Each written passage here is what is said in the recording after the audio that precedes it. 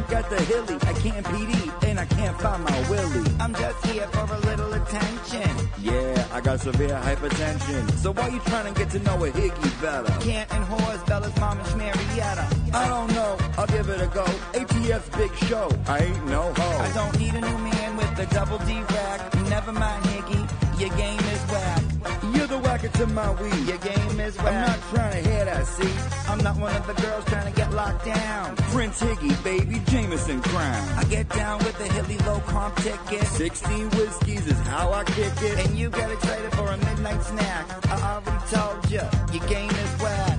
You're the whacker to my weed. Your game is whack. I'm not trying to hear that, see? Your game is whack. You're the whacker to my weed. Your game is whack. I'm not trying to hear that. I like sleeping alone. This won't go all night. A little needy and strange. It's true love at first sight. I'm the real deal. I do what I gotta do. From the rip, my whole heart's for you. Your whole heart is not for me. Not a half, not a quarter, not a claw, not a re. You know what's the problem? You're trouble and you're hot. I'm big, thick neck daddy Higgy. He's not. I got a question, not to be rude. Are you queer? Cause you keep calling me dude. Are you glad that you had walked me out? No self-doubt and you didn't cop out. No last words, I'll just mutter abide. Don't diss the caterpillar and sweat the butterfly. All of them girls must have got you gas. And when they see a good thing, they don't triple bypass. Well, for this town, that's right on track. Cause for me, your game's too whack. You're the whacker to my weed. Your game is whack. I'm not trying to hear that, see? Game is whack. You're the whacker to my weed. Your game is whack. I'm not trying to hear that. What am I? Another pretty face getting you a drink from my military base? All I gotta know is why did you use me? You talking? Psh, excuse me. We can't have nothing. You wear it depends. Well, if we ain't getting married, then we can't be friends. Well, then I guess it's nothing. Well, hey, I think you're puffing. Well, pass that weed. I won't weed whack nothing. You better catch a flashback. Remember, you ain't tapping it. You ain't my style, and I'm not having it. All I remember from that late night kiss is I'm more the mister, you're more the miss. Well, look, I treat you good. Treat yourself better. And I'll always come along. Write her a love letter. I greet you every day with a martini at the door. You won't last a year, you're overgrown bed sore. Well, I'm known in this town, and now that's a piss. I got no one to blame but myself and Melissa. You didn't answer me, Karen. Am I a good kisser? Don't remember, had a lot of Hennessy. A lot of girls out there that won't say no.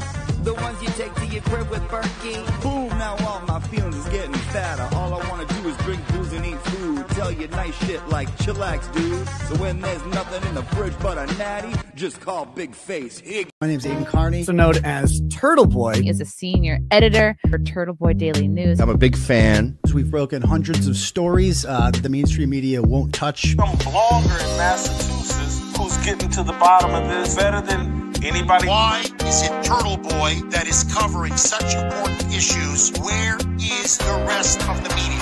You do not say that you are going to take my baby out of revenge and make him a transgender baby. Stop it. Don't you want to ask some questions? I know you do. I do. I know. People don't like the things that I say and want me to stop saying them, but I won't. I'm never going to stop. These are the kind of stories that must be told.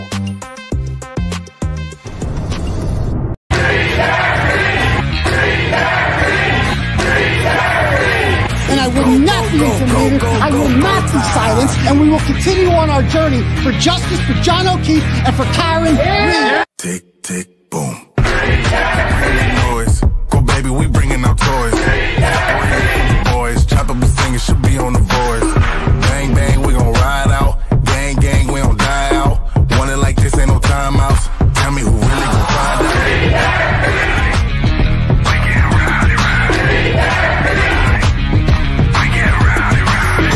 We be disturbing the peace, working, we serving the streets. Karen Reed has supporters who've shown up in large numbers. Tick, tick, boom. Hard body, and not scaring nobody. You make me resort to wildin'. You must be blind by the diamonds. I didn't want it to be this way, but y'all won't need to try this, so it's no way around it. You the loudest one, it's going quiet.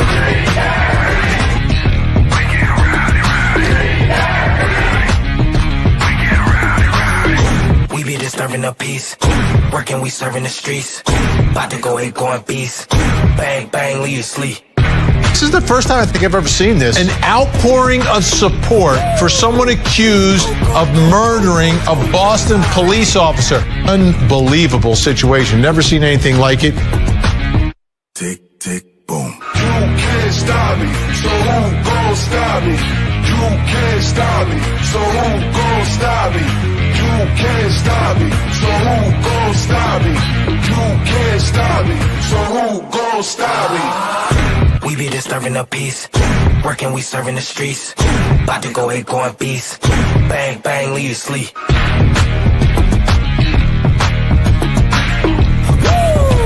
It's go, go, go, go, go, go, go time.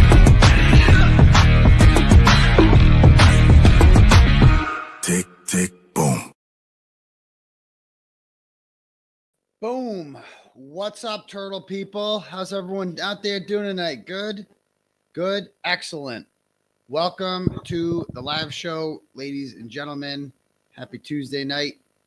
I'm your fearless host. My name's Aidan Kearney. You can call me a variety of names. You can call me Uncle Turtleboy. I prefer doctor. That's my preferred pronoun of choice. I met two doctors today. I met Dr. Loposata and Dr. Retrial, and I shook both of their hands and introduced myself, as I always do, as Dr. Turtleboy, and said, from one doctor to another, keep up the good work. You know what I mean? Us doctors, we got to stick together. So you can call me that. The sound sucks. Is that what people are saying? The sound is quiet. Am I too far away from the mic? Is that the problem? All right, maybe I'm just too far away. Hold on. Is that a little better? We'll see. The sound is low. It's fine. Okay, it's fine. Yeah, you guys complain too much. All right. Anyway, yeah, what else was I going to say? Yeah, so you can call me Dr. Turtleboy, Uncle Turtleboy. You can call me Journalism Jesus, Timothy Kearney. That's my true crime name. Also acceptable is Daddy, but not, mandated by any stretch of the imagination, but I'll allow it. I don't care what you call me. Just be here every Tuesday and Saturday night normally, except during trial weeks that we go every day at 9 o'clock. And make sure you smash that subscribe button for me. How many subs are we up to now? Let's see. We are now up to 133,945. So we are 55 subscribers short of the magic mark of 134,000. That's the next thing we got to get over. All right. So anyway, guys, hook it up, smash that subscribe button. If you haven't already, we're going to have a great time. All right, cool. So lots to talk about tonight. Today, I'll tell you guys, obviously I've talked about my worries and my fears regarding this thing. Not calling Proctor, not calling Higgins, not calling Brian Albert, the drill. And I'm like, oh man, I'm nervous. Cause the Ronnie thing got me all fucked up. And I'm like, oh man, cause I really fear a conviction, more than anything. That would suck. I fear, they don't give a shit. The other side, if Karen Read goes free, they'll get over it in 5 seconds. They really will. They just don't care that much. At the end of the day, they don't really care if Karen Read's convicted or not. We do. We actually do. Because if Karen Read gets convicted, it's an absolute injustice. An innocent person is in jail. That's a horrible thing. And it could happen to any one of us too. Any one of us. So I was a little bit, I'm not worried about conviction or anything, but it's always in the back of your head. Always in the back of your head. And you're like, man, this jury didn't even see Proctor. They didn't even see all the good shit that, kind of got the other jury to say absolutely never, never, never. Some of these people were like, never, never, never. And I really think it was the McAlberts that pushed them over. But that changed today. Today is the first day that, I officially am so fucking confident, more than almost as much as I was last trial. If not more so, it's just It was so, dude, if you can't, if they convict her after today, how the fuck could they ever convict her after today? That Dr. Loposata is the greatest witness I've ever seen ever. Like, she was the best. Like, nothing compares to her. She was so good. She was flawless. Like, she's unimpeachable. And she was in charge of that room. Like, she had Spanky, like, sitting, staying. It was just too good. It was too good. So, I don't know, man. I feel so fucking confident, dude. So confident going into this jury deliberations, which I think is going to begin on Friday, the more we look at it. So, like, here's the schedule. So tomorrow we got Dr. Rentschler's back, and he hasn't really gotten into the science. I got my Dr. Rentschler shirt on now. You know, he hasn't really gotten into the science and the physics yet, but he's going to explain all that. Alan Jackson says he needs 90 more minutes with them, whereas Spanky says he needs like an hour, because Spanky doesn't really have a hard O for this guy like he does for Dr. Wolf. You know, so I think, I don't know, I think we could be done with him by lunch, ideally, you know, because there's also a million sidebars and, like, can we talk about this? There'll be some more stupid motions to go over. My volume is no good. Is this real? Is it really that bad, guys? Do I need to move closer? Hold on one sec.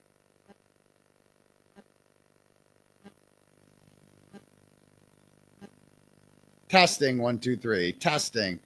All right, I'll move a little closer. Maybe that works. I don't know. Hopefully that works. Okay, it's fine. Yeah, you guys are calm down. My volume is fine. Shut the fuck up. Stop fucking with me.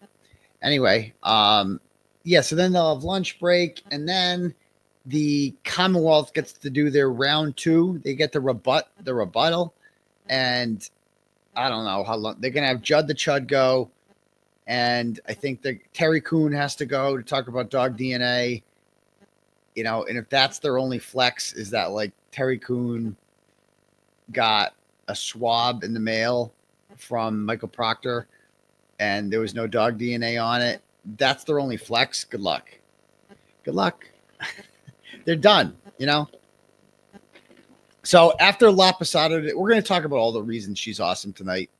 But she's just so phenomenal. Like, she was unimpeachable, and you can't hear her breathe in court the way you can. It's not your volume, it's the static. Is it because the phone's close by? I don't know. Hold on one second. Let me pull this in.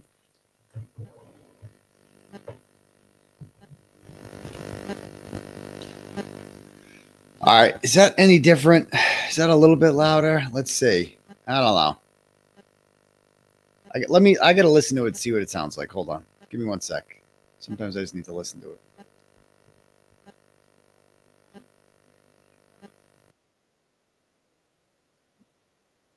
Yeah, I hear the static. Usually the phone does. Whatever. We'll just do it. All right. Anyway, static is worse after you did that. Okay, now it's good. Whatever. Way worse. It's gone. It's fine. Whatever. We'll just do it. Anyway, just let me know if it becomes unbearable. All right, cool. So anyway, lot to get to. Let me start off by reading some Turtle chats. If you guys want to have your messages read aloud to the class tonight, you can click at the link at the top for Turtle chat. You can pay whatever you want. Write a message. I'll read out loud to the class, or you can cash at me at $, Uncle Turtleboy, and we can do it that way. Okay, let's see what we got. All right.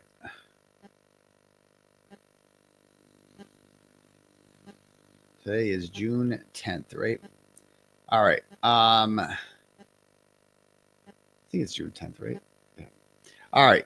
Dr. Loposata's clapback sends $10 and goes, I've said it before and I'll say it again. If you still think John O'Keefe was hit by a car, you are fucking retarded. Karen Reed will be free. Yes. Beautifully said. That's all there is to say to it. Asser and Fish sends $10, goes, listen, Turtle, I see you hiding behind that tree with your glasses. journalism question for you. After the KR trial is over, would you be able to use the FOIA to demand records of payments made in connection with the KR case by Meatball's office? And if so, is that a story you'd cover? I mean, payments to who? Like, how much this is costing? Like, I don't get what you're getting at there, my dude. But yeah, I suppose I could. I suppose I could do whatever I want when this is over. Right after we have a big party. That's one thing we need to think about is where we're going to have the victory party for this when it's done. Because I think they're going to be a lot quicker on the deliberation this time. I do. I really do. But, all right, next up. Hold My Halo sends $10 and goes, what's your best guess as to when the jury will return a verdict? I can't miss that. Free Karen and free Daddy. Well, thank you. We'll talk about my legal situation in a minute. But I would say, if I had to guess, Monday, I think the verdict will come. But, you know, I just think so. Tomorrow, we could get to some rebuttal stuff tomorrow and then finish it up on Wednesday. They're going to want to like knock off a whole day for closing. I mean, if they do closing statements on Thursday, which actually, no, that would be because tomorrow's Wednesday, right? So tomorrow, all morning, him. Yeah, I could picture the rebuttal stuff. I could picture closing statements Friday. You know, I could picture closing statements Friday, in which case they would just deliberate right after that, right? You know? Whew. Why not Friday? Why not? Imagine it was Friday. Imagine it was Friday. Just imagine that. Woo! We get what? That'd be a really nice way to go into the weekend. Really nice way to go in the weekend. It ain't gonna be. It'll never be a conviction. Like you'll never get 12. It would. The longer it goes, the quicker it is. I think the better it is for not guilty, because as we saw last time, some votes started changing as time went on towards guilty. But you know, those three heroes kind of just hung on and said, no way, never gonna vote guilty of manslaughter. She didn't fucking do it. But this case is a lot stronger. I mean, there was no Dr. Loposata last time. So I think it's going to be, it could be Friday. It could be Monday. I think that's it. So static in the mic is bad. People are saying it better be bad. I'm going to listen to it. It is pretty bad. I'm like bouncing up and down. Shit. All right, hold on.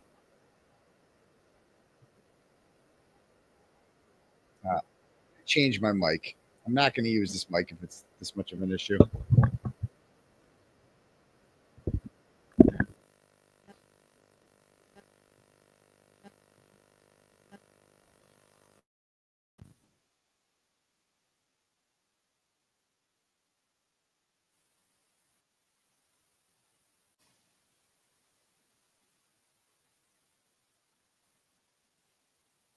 All right, I guess we'll just have to use this one and deal with the static.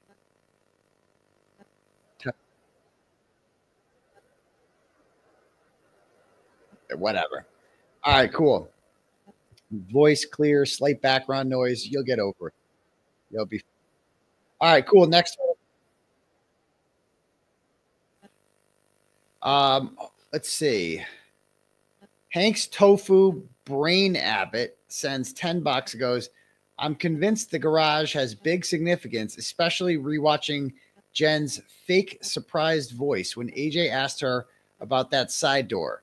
We're so close to unveiling the truth about what happened to John. Thanks to you for reporting, Doctor. And that PI that came out of nowhere yesterday and was like, I measured X amount of steps to the door. You know what I mean? Like, that came out of nowhere. So, I don't know. They don't have to say where it happened. I don't think they want to say it happened in the garage because then what do you do with the 3 flights of stairs thing? But I definitely think his body was in the garage for a significant amount of time. If that's not where they hurt him, that's where they were putting him. I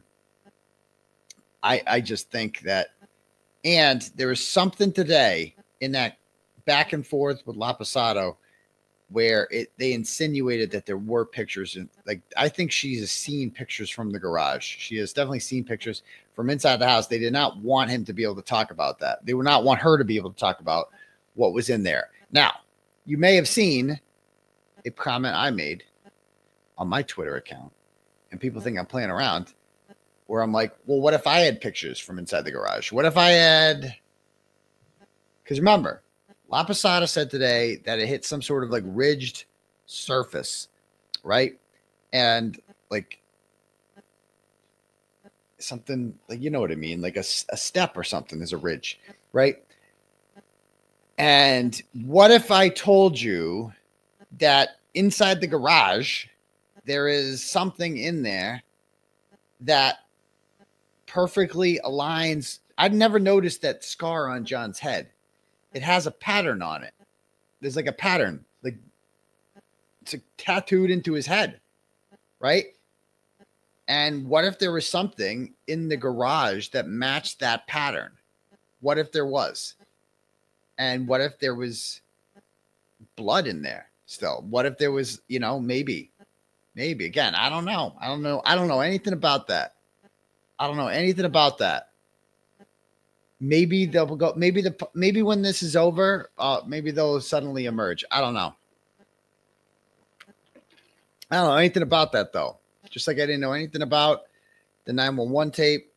I didn't know anything about the dash cam video. I didn't know nothing about that. I've never seen any pictures like that before my whole life. All right. And maybe they'll come out. I don't know. We'll see. But all right, cool. Next up. Jared sends $5, goes, it doesn't matter because he was never hit by a car. Oh, got to get that on a t-shirt. Doesn't matter because he was never hit by a car. The granular surface. That's the word she used. Granular. That's what it was. Yeah. Thank you, Boston Mike. Love you, my dude. All right. Next up. Amy sends $5 and has no comment. Thank you, Amy.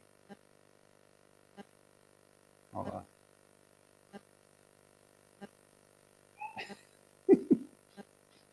Yeah, Dr. Loposata today, when I met her, I'm reminded, I introduced it was like I was down in the basement and she came down there. I was with the Reeds, the dad and the brother. And I'm just like, Dr. Turtleboy. And she goes, oh, yes, I've heard of you. And so that's all she said. She loved me. So she was a big fan. Anyway, back to this. Nicole sends, Just my child was texting too. Hold on. Oh, no. Okay. Nicole sends $5, goes, today was a great day. No matter what shenanigans Spanky tried, Dr. Loposata whooped his ass. It doesn't matter because he wasn't hit by a car. What a queen. Exactly. The retard you know sends $5 and goes, show us your dick. Just kidding. Free Karen Reed, fuck Hanky, and Bev. I know.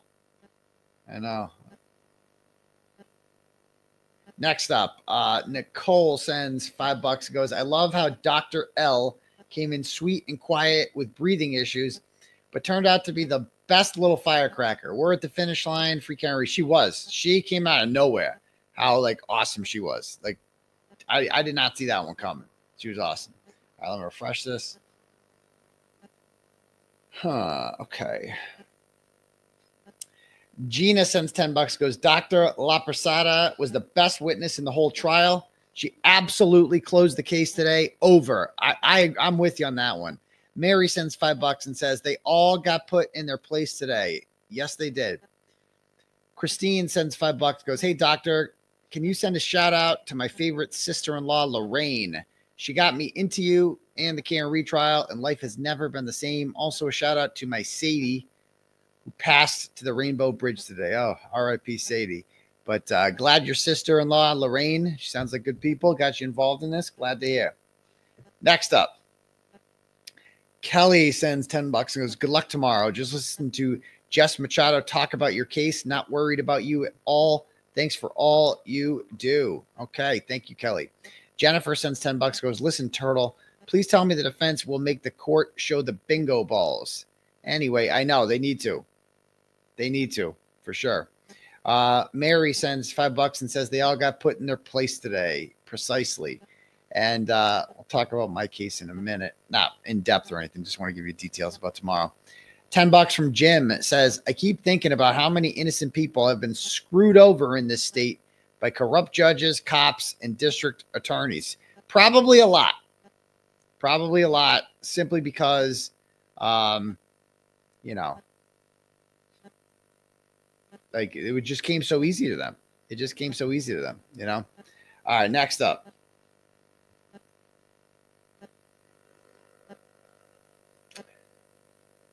Cash apps here. Let's see. Kimberly sends $5, goes, remember the doctor said bullshit on the stand. She did. First time. That was pretty cool. I like that. Ashley sends $15 and says, we should have just given him McDonough. I know. This all could have been over by now. Corey sends $5 and goes, does Laposata like John DePietro? No, John DePietro was talking shit about her and shit today. Of course he was, because that's who he is. Sandy sends $20 and goes, I'm so proud of you, doctor. Please unblock me on X. Sean X. Well, you'll have to tell me what your handle is there, Sandy, for me to do. I don't know. I block people. I block a lot of people, especially during the Sean and the Gulf Wars and stuff like that. I block people. I'm like, just, if you were with Sean McDonough, I was just blocking you. That was the way I looked at it. Lindsay sends $5 and goes, Winnie's butt crack says, hi, Gabby. Okay. Whatever that means. Carly sends $5, goes, how awesome was today from an in-court perspective? It was just amazing. Watching Hanky flounder in real time, like get so upset and not have any control and not just be his normal self. I am unmuted. What the fuck does that sound? Hold on. I definitely just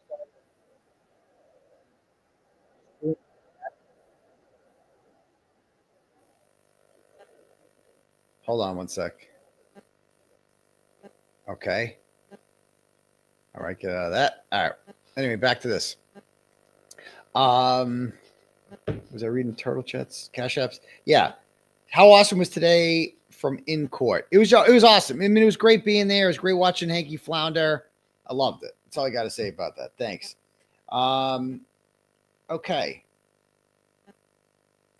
All right. One more refresh of the turtle chats, and then we'll get started. All right. Kathy sends $10 and goes, good luck tomorrow. Thank you for all you do. Thank you very much, Kathy. Rapido sends $5, goes, John DePietro really tweeted that Dr. Loposata's testimony had no impact. The jury saw it right through her, swing and a miss. That's why they call him Baghdad Bob. You know, is he watching the same trial? No, he's like literally just fucking retarded. Like there's no other way around him. He's just not a serious person. He's a clown. He is literally, it's just a joke that they keep giving him a platform to talk about this. Like he's just not a serious person. He's not in there. So how would he know what the jury's reacting like? He is literally the dumbest human I've ever seen. How can he believe the shit he tweets? Absolute clown. Free Karen Reed and free Turtleboy. Thank you for that one. Thomas sends $10, goes, doctor, you don't say cunt enough. Cunt, cunt, cunt. Maybe not. Maybe not. Kirsten sends, do what I'm talking about, Auntie Bev.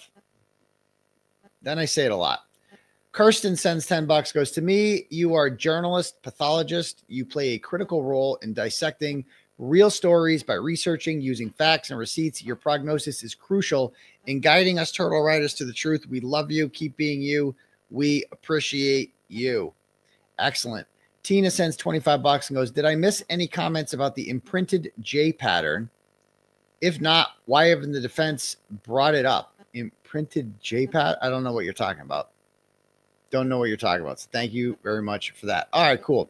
If anyone else wants their message read out loud, click at the link at the top for Turtle Chat, or you can cash at me at $UncleTurtleboy, and we can do it that way. All right. So before we start the testimony, just a reminder, guys. So tomorrow I will be back in Dedham District Court at 11 o'clock for my trial.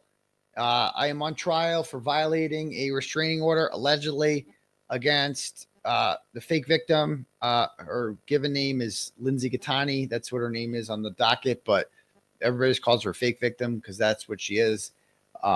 She is a dangerous person who lied and put me in jail and just follows me around everywhere and wouldn't leave me alone and showed up to where I was at to evict me from the courthouse as a stunt.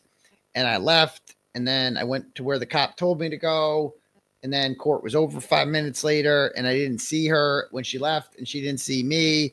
And she called the cops from there and didn't even say that she saw me. And then 5 hours later, she reported me and said that I was calling her a liar, liar. The whole thing is made up. Okay. There was also a fake baby in there named Clay who survived 2 abortions, but then was killed on the 3rd abortion on Christmas Eve. And it happened right in front of my eyes. It was very traumatic. And then I went to jail. And so, yeah, would have had his first birthday coming up on the 4th of July, but it just wasn't meant to be. So anyway, we started our trial on the other day was Tuesday. Yeah, no, Monday. And we had opening statements, Cosgrove. It's a bench trial in front of Judge Pomerol. And it's 11-1. We had opening statements, and then we had witnesses. And the witnesses that were called, they called 2 court officers who, didn't really have much, one, we'll talk about what they said later, but a couple lies there. They got caught in at least one of them. And then there was Megan McCabe-Mallon. So Matt McCabe's brother and sister are both on the witness list because they were with the fake victim as she left court, apparently.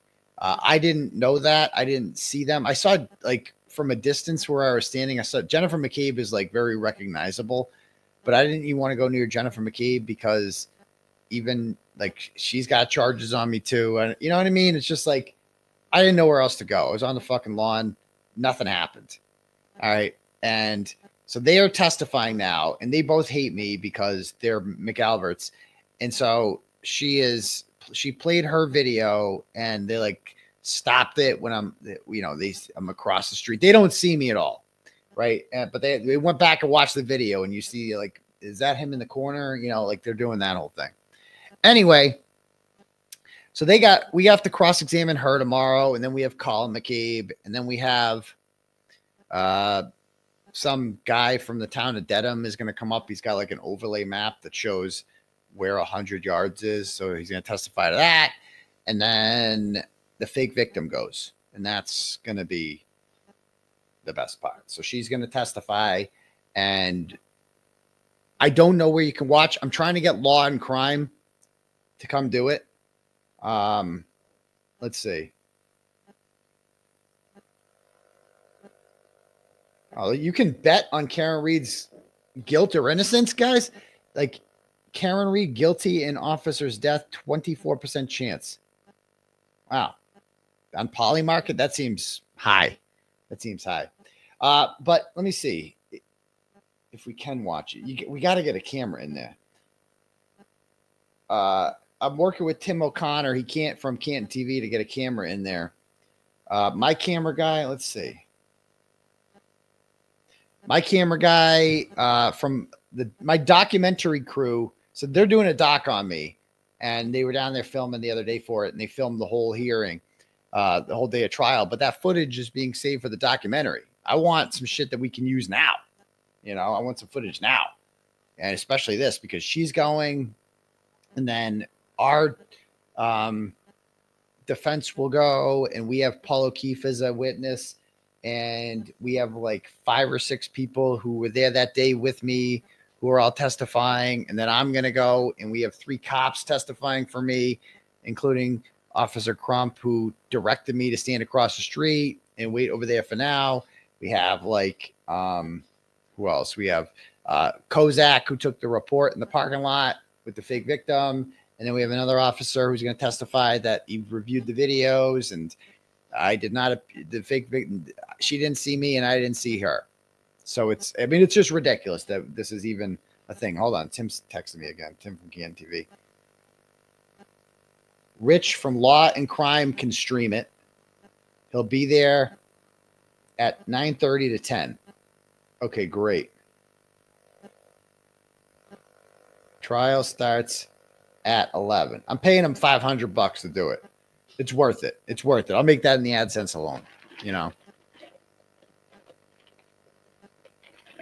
Because you're going to want, even though Crash Daddies is going on at the same time, it's like, honestly, watching Paul O'Keefe testify in my trial is way more interesting than 𝗪𝗓𝗃 going back again. Like, who wants to fucking listen to that guy again? You'll catch up on the highlights later on. You know, it'll be better. We're not calling 𝗪𝗏, because why give her a chance to lie? Like, I mean, 𝗪𝗏's, we all know 𝗪𝗏's involvement in this, but you know, you're more than welcome to come, but the seating capacity is limited in the courtroom, and it was filled last time. So if you want to come, get in there early, I'd suggest. It starts at 11, and it's going to be good. You know, I know the Glare is going to try to stream it. I gave him the Zoom code. All I got to say is Grant got the Zoom code. If Grant can get in, you guys can get in. And the other people were in too on the Zoom, because you guys don't shut off your mics. Please, if you're going to do the Zoom code and you're going to go on there, don't be the boomer that doesn't mute their fucking microphone. It's so embarrassing. It's so cringe when that happens, you know? I'm just like, oh, God. You know, I hope it's a not guilty, obviously. It should be a not guilty. It's just like people shouldn't be able to abuse orders like this. But anyway, I'm looking forward to seeing it. I want it to be over. And hopefully we're done by the end of the day, because Cosgrove goes so slowly. And we really only have 4 hours in there. We got like the 11 to 1 and then 2 to 4, you know? So whatever. All right, cool. 100% not guilty. We'll see. Nothing's easy. Nothing's easy there. Okay, cool. Let's get started on today's day in court, though, shall we? Let me pull it up.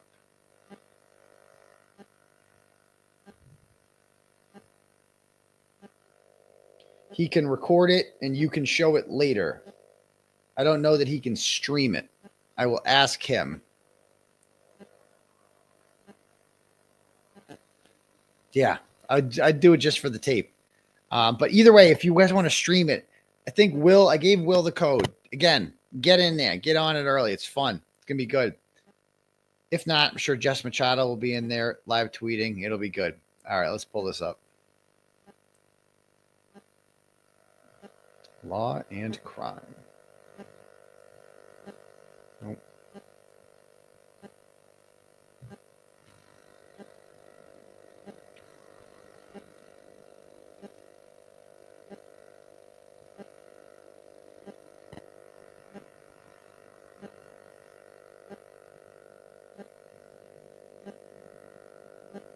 All right. So I don't have any timestamps. We're going to jump around all over the place, I'm sure. My motion's back at the desk. Commonwealth has taken advantage of that. The Commonwealth's questioning of Dr. Russell about Dr. Loposata and her report and her opinions about dog bite wounds specifically was deliberate, and it left the jury with an open question. We know they consulted her. We know it was about dog bites. This is how the jurors are thinking about it now. We know they consulted her. We know it was about dog bites. They hid the report from Dr. Russell because they didn't want her to. Yeah, so this is, I'll sum this part up. This was actually good. They never gave up on this. They wanted they lost this already, and this is a reconsideration to get Laposata to be able to talk about the dog bites. And Alan Jackson's like, we should be allowed to do it because it was opened the door in the Dr. Russell testimony, and she opined on it, and so we should be able to talk about it. And Auntie Bev agreed. Auntie Bev said, no, you can't talk about dogs, but you can talk about animals bites. It's like, bro, you realize that's a win, right? Like Auntie Bev, like when we talk about like animal bites, everyone's gonna know we're talking about a dog, right? As long it has 4 legs and a tail, whatever the fuck bit it, and whatever it is, it's not a tail light, so that's good. It's good. So this is an automatic win. This is a big win, I thought, being able to talk about this during the trial. So that was good. So we're gonna skip over that. Let's see what Spanky on her own, but inevitably she introduced inadmissible hearsay and inadmissible opinions. And so the sum zero here is that Dr. Russell has denied that she saw anything relative to Dr. Loposata, ensured that she was exclusively qualified, and introduced an improper opinion of Dr. Sheridan. Dr. Loposata was voir dire briefly. She did not provide qualifications that she has a history of education or training on pattern wound recognition analysis as it pertains to dog bites. We asked her questions about her specific experience. She did not provide a basis. And so her opinions regarding dog bites should not be permitted in this trial. 2 things stand out about that speech. Here we go. That Brennan literally just said, I didn't elicit any information about dog bites. I just asked about her experience. Question by Mr. Brennan. That's not what I said. Excuse me. So I heard what Mr. Brennan said. You don't need to tell me what Mr. Brennan said, but go ahead. Like, this is so outrageous. When I heard this morning, I'm like, you have to just listen to this shit. Do you have any information about dog bites? I just asked about her experience. Question by Mr. Brennan. That's not what I said. Excuse me. That speech. Mr. Brennan literally just said, I didn't elicit any information about dog bites. I just asked about her experience. Question by Mr. Brennan. That's not what I said. Excuse me. So that's not what I said. That's not. When are they allowed to do this? Since when are they allowed to be like, that's not what I said? That's not what I said. Since when are they allowed to do that? Yeah, I didn't know you could just interrupt and be like, that's not what I said. Like, this is Congress or some shit like that. Like, you just yell shit out. What? And again, he does this because he's in a lawless courtroom and he knows the judge ain't going to do shit about it. You can do whatever you want. And guess what? AJ did it today too. AJ kept asking Laposata questions over and over again that he knew she wasn't allowed to answer, knowing that she would answer them and then she would strike it from the record. That happened like 10 times today. They never used to do that, but Hanks does it all the time. Ask these questions that get stricken from the record with Judd to Chud. And like, okay, fine, we'll do it too. We'll do it too. If that's the way you want to do it, we'll just keep doing it too. Fine by me. I heard what Mr. Brennan said. You don't need to tell me what Mr. Brennan said, but go ahead to your argument. How about if I quote his words? How about that? How about if I quote his words? And so you think of all those forensic pathologists, medical examiners, and you think qualification experience itself is not enough to qualify somebody to give an opinion on a photograph about the genesis of a wound related to dog bites. The question was specific to dog bites. That's how he introduced the subject matter to Dr. Russell. Then his next question was, have you ever heard of a doctor named Dr. Loposata? Those were his words. Then he goes on, I think he also just said that he did not elicit information about other individuals, including Dr. Sheridan or anybody else. Question by Mr. Brennan. Were you ever told what other people's opinions might be regarding those photographs?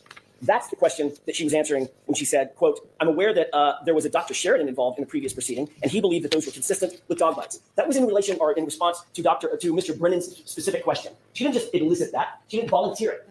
She said it because he asked her.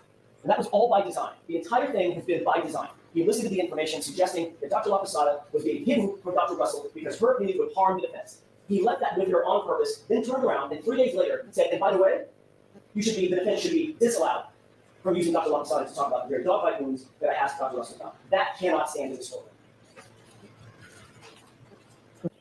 All right. All right. So then she comes back. She makes her decision. For your patience this morning, I know we brought you in late. Maybe should have brought you in a little bit later, but we've been working in an effort to sort of streamline things for you. You have Dr. All right, so to the upper eyelid of Mr. O'Keefe. Do you recall that? I do. Can we have exhibit 165 with the first question, please? Okay. The tissue's resistance, so the tissue split, and behind that we see the raccoonite discoloration of the eyelid from the basilar skull fractures. Can we have exhibit 13, please? I want to draw your attention to this area of the vehicle. First of all, do you recognize this photograph? Yes, I do. How do you recognize that photograph? I recognize it from looking at it in my materials reviewed, that it's the rear of Ms. Reed's SUV. Taking a look at the area that I'm highlighting, right about there. Yes. Can we zoom in on that area? Do you see that overhang over the window? Yes, I do. If I use the word spoiler, would you understand what I'm talking about? Yes, I do. Is the laceration to Mr. O'Keefe's upper eyelid that we just looked at, is that consistent in your opinion with a strike from that area of the vehicle if that vehicle were traveling in reverse at say 20+ miles per hour? No, that rounded, thick area would not cause that skin defect in his upper eyelid. I mean, I just can't believe we're even suggesting that. You get hit by that part of a car in your eye going 20-something miles an hour, you're going to get knocked the fuck out. That's what's going to happen to you. You're going to, you're not going to have a cut on your eye. It's just so absurd. It's so absurd. If, in fact, a person were hit at, say, 20+ miles an hour in the face with that rounded edge, what kind of injury would you expect to see on that person's face? I would expect to see a ribbon of bruise that would correspond to the height of that spoiler, and it would go across the eyeball. It would hit the nose. So I would expect to see some horizontal ribbon of bruise. Did you see anything consistent with that with Mr. O'Keefe's injuries? No, nothing. Thank you. We can take that down. We talked yesterday about this phenomenon known as 𝗃-contra-𝗃 injury to the brain, correct? Yes. What happens to the brain after a 𝗃-contra-𝗃, a significant 𝗃-contra-𝗃 injury? Yes, this was quite a severe brain injury. Was injured on the back of the brain and also the front of the brain. The falling back and impacting the back of the head made the skull fracture radiate along the base of the brain on the right and left sides. It also radiated around on the side of the skull, and that indicates a tremendous transfer of force and energy to the skull and then to the brain. And the brain is rattled around, therefore, within the cerebral spinal fluid in the skull. So what that does is that it breaks the connections between the neurons in the brain and causes small little hemorrhages, and it causes the brain to swell. So when you get an injury, like if you get an injury on your arm, it starts to swell. The same thing happens when that injury energy is applied to the brain. The brain starts to swell. And unfortunately, the brain, when it swells, it doesn't have anywhere to go because it's encased in the skull. So what happens is that the brain and the brainstem under the brain starts to go down the opening in the base of the skull where your spinal cord goes. Yeah, and that breathing, and that's called brainstem. You cannot hear her breathing like this in person. It's very distracting on the, I get it, but. Yes. Doctor, can you take a look at that? They're called 𝗬𝗿 hemorrhages. How do you spell that? DURETH, and compresses the red areas, which are areas of bleeding. So then they showed pictures of the brain. They weren't showing these. They showed like images of John's brain. She's explaining the science of it all, etc. We're going to skip ahead a little bit on this one.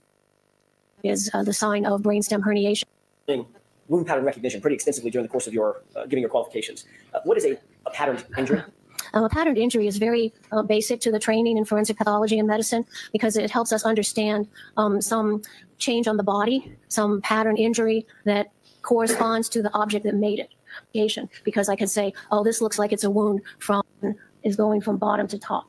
Also, we see these sort of vertical lines in here and down below. So what that tells me. The interior of the garage. Oh, here we go. Hold on.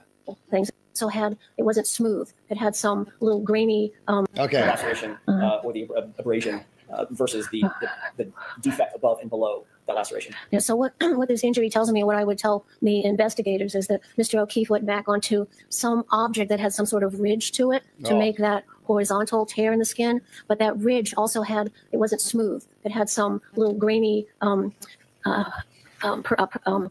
grainy thing sticking up on it. It would. So this is really interesting. Make each of these little things, and then it's the job of the police then to go back to the scene and look around for something which might fit that pattern. We can take that. It's the job of the police to go back to the scene and look for something that might fit that pattern. Oh my gosh. Do I have that still? Did let me tell you. Oh, I don't know anything about that. I don't know anything about that, but let me see here. Do I have it?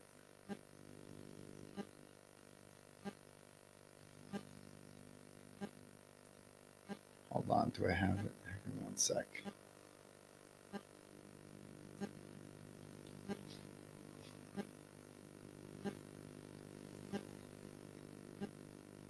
Oof. Yeah, there's a lot of shit in the garage that you could hit your head on. You know, There's a lot of shit in the garage that you could hit your head on. Let's just put it that way. I don't know anything about that, though. I don't know anything about any garage pictures. But I do know what the autopsy pictures looked like. And, you know, I never really looked at it before today. Before she said this, I never noticed. It was the most enhanced picture of his head wound I've seen today. The one that we saw in court today. Let me pull this up.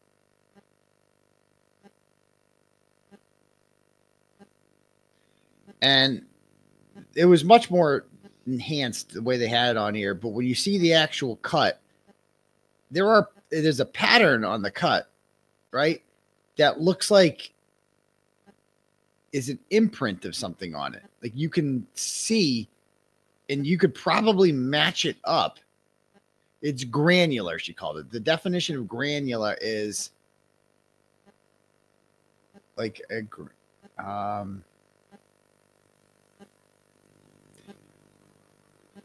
granular pattern. I don't know. Like it's like a pattern. I don't know how to call it. It's a pattern of dots and whatever, you know? But like bumpy, right? So that was quite clearly caused by hitting his head. He fell down, man. Like obviously he was pushed. He didn't just fall on his own. If he just fell on his own, we wouldn't be here right now. They would have just called it in. But then again, why didn't they just say he fell down? They could have just said that. That's what bothers me about this. They could have just said it was an accident, but that's not really a believable story. He was obviously pushed and attacked and punched, most likely. And he fell back and he hit his head on something. That's it. And that can knock you the fuck out. And he probably started convulsing. And dude, it's like, look at this shit. That grass did not cause that. Period. Period. So anyway, back to this.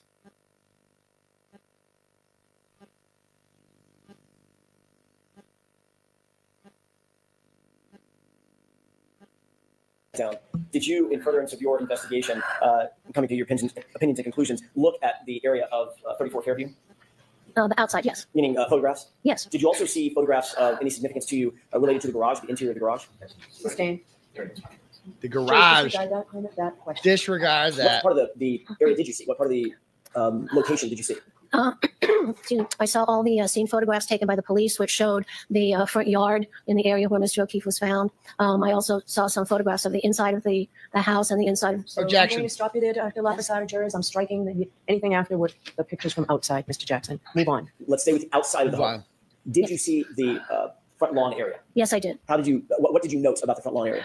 Well, I was looking at the area where Mr. O'Keefe's body was found, because we know once he came back and slammed his head, he's not going to get up and move around. So, yes, I'm going to strike the second part of that. Just answer the question specifically.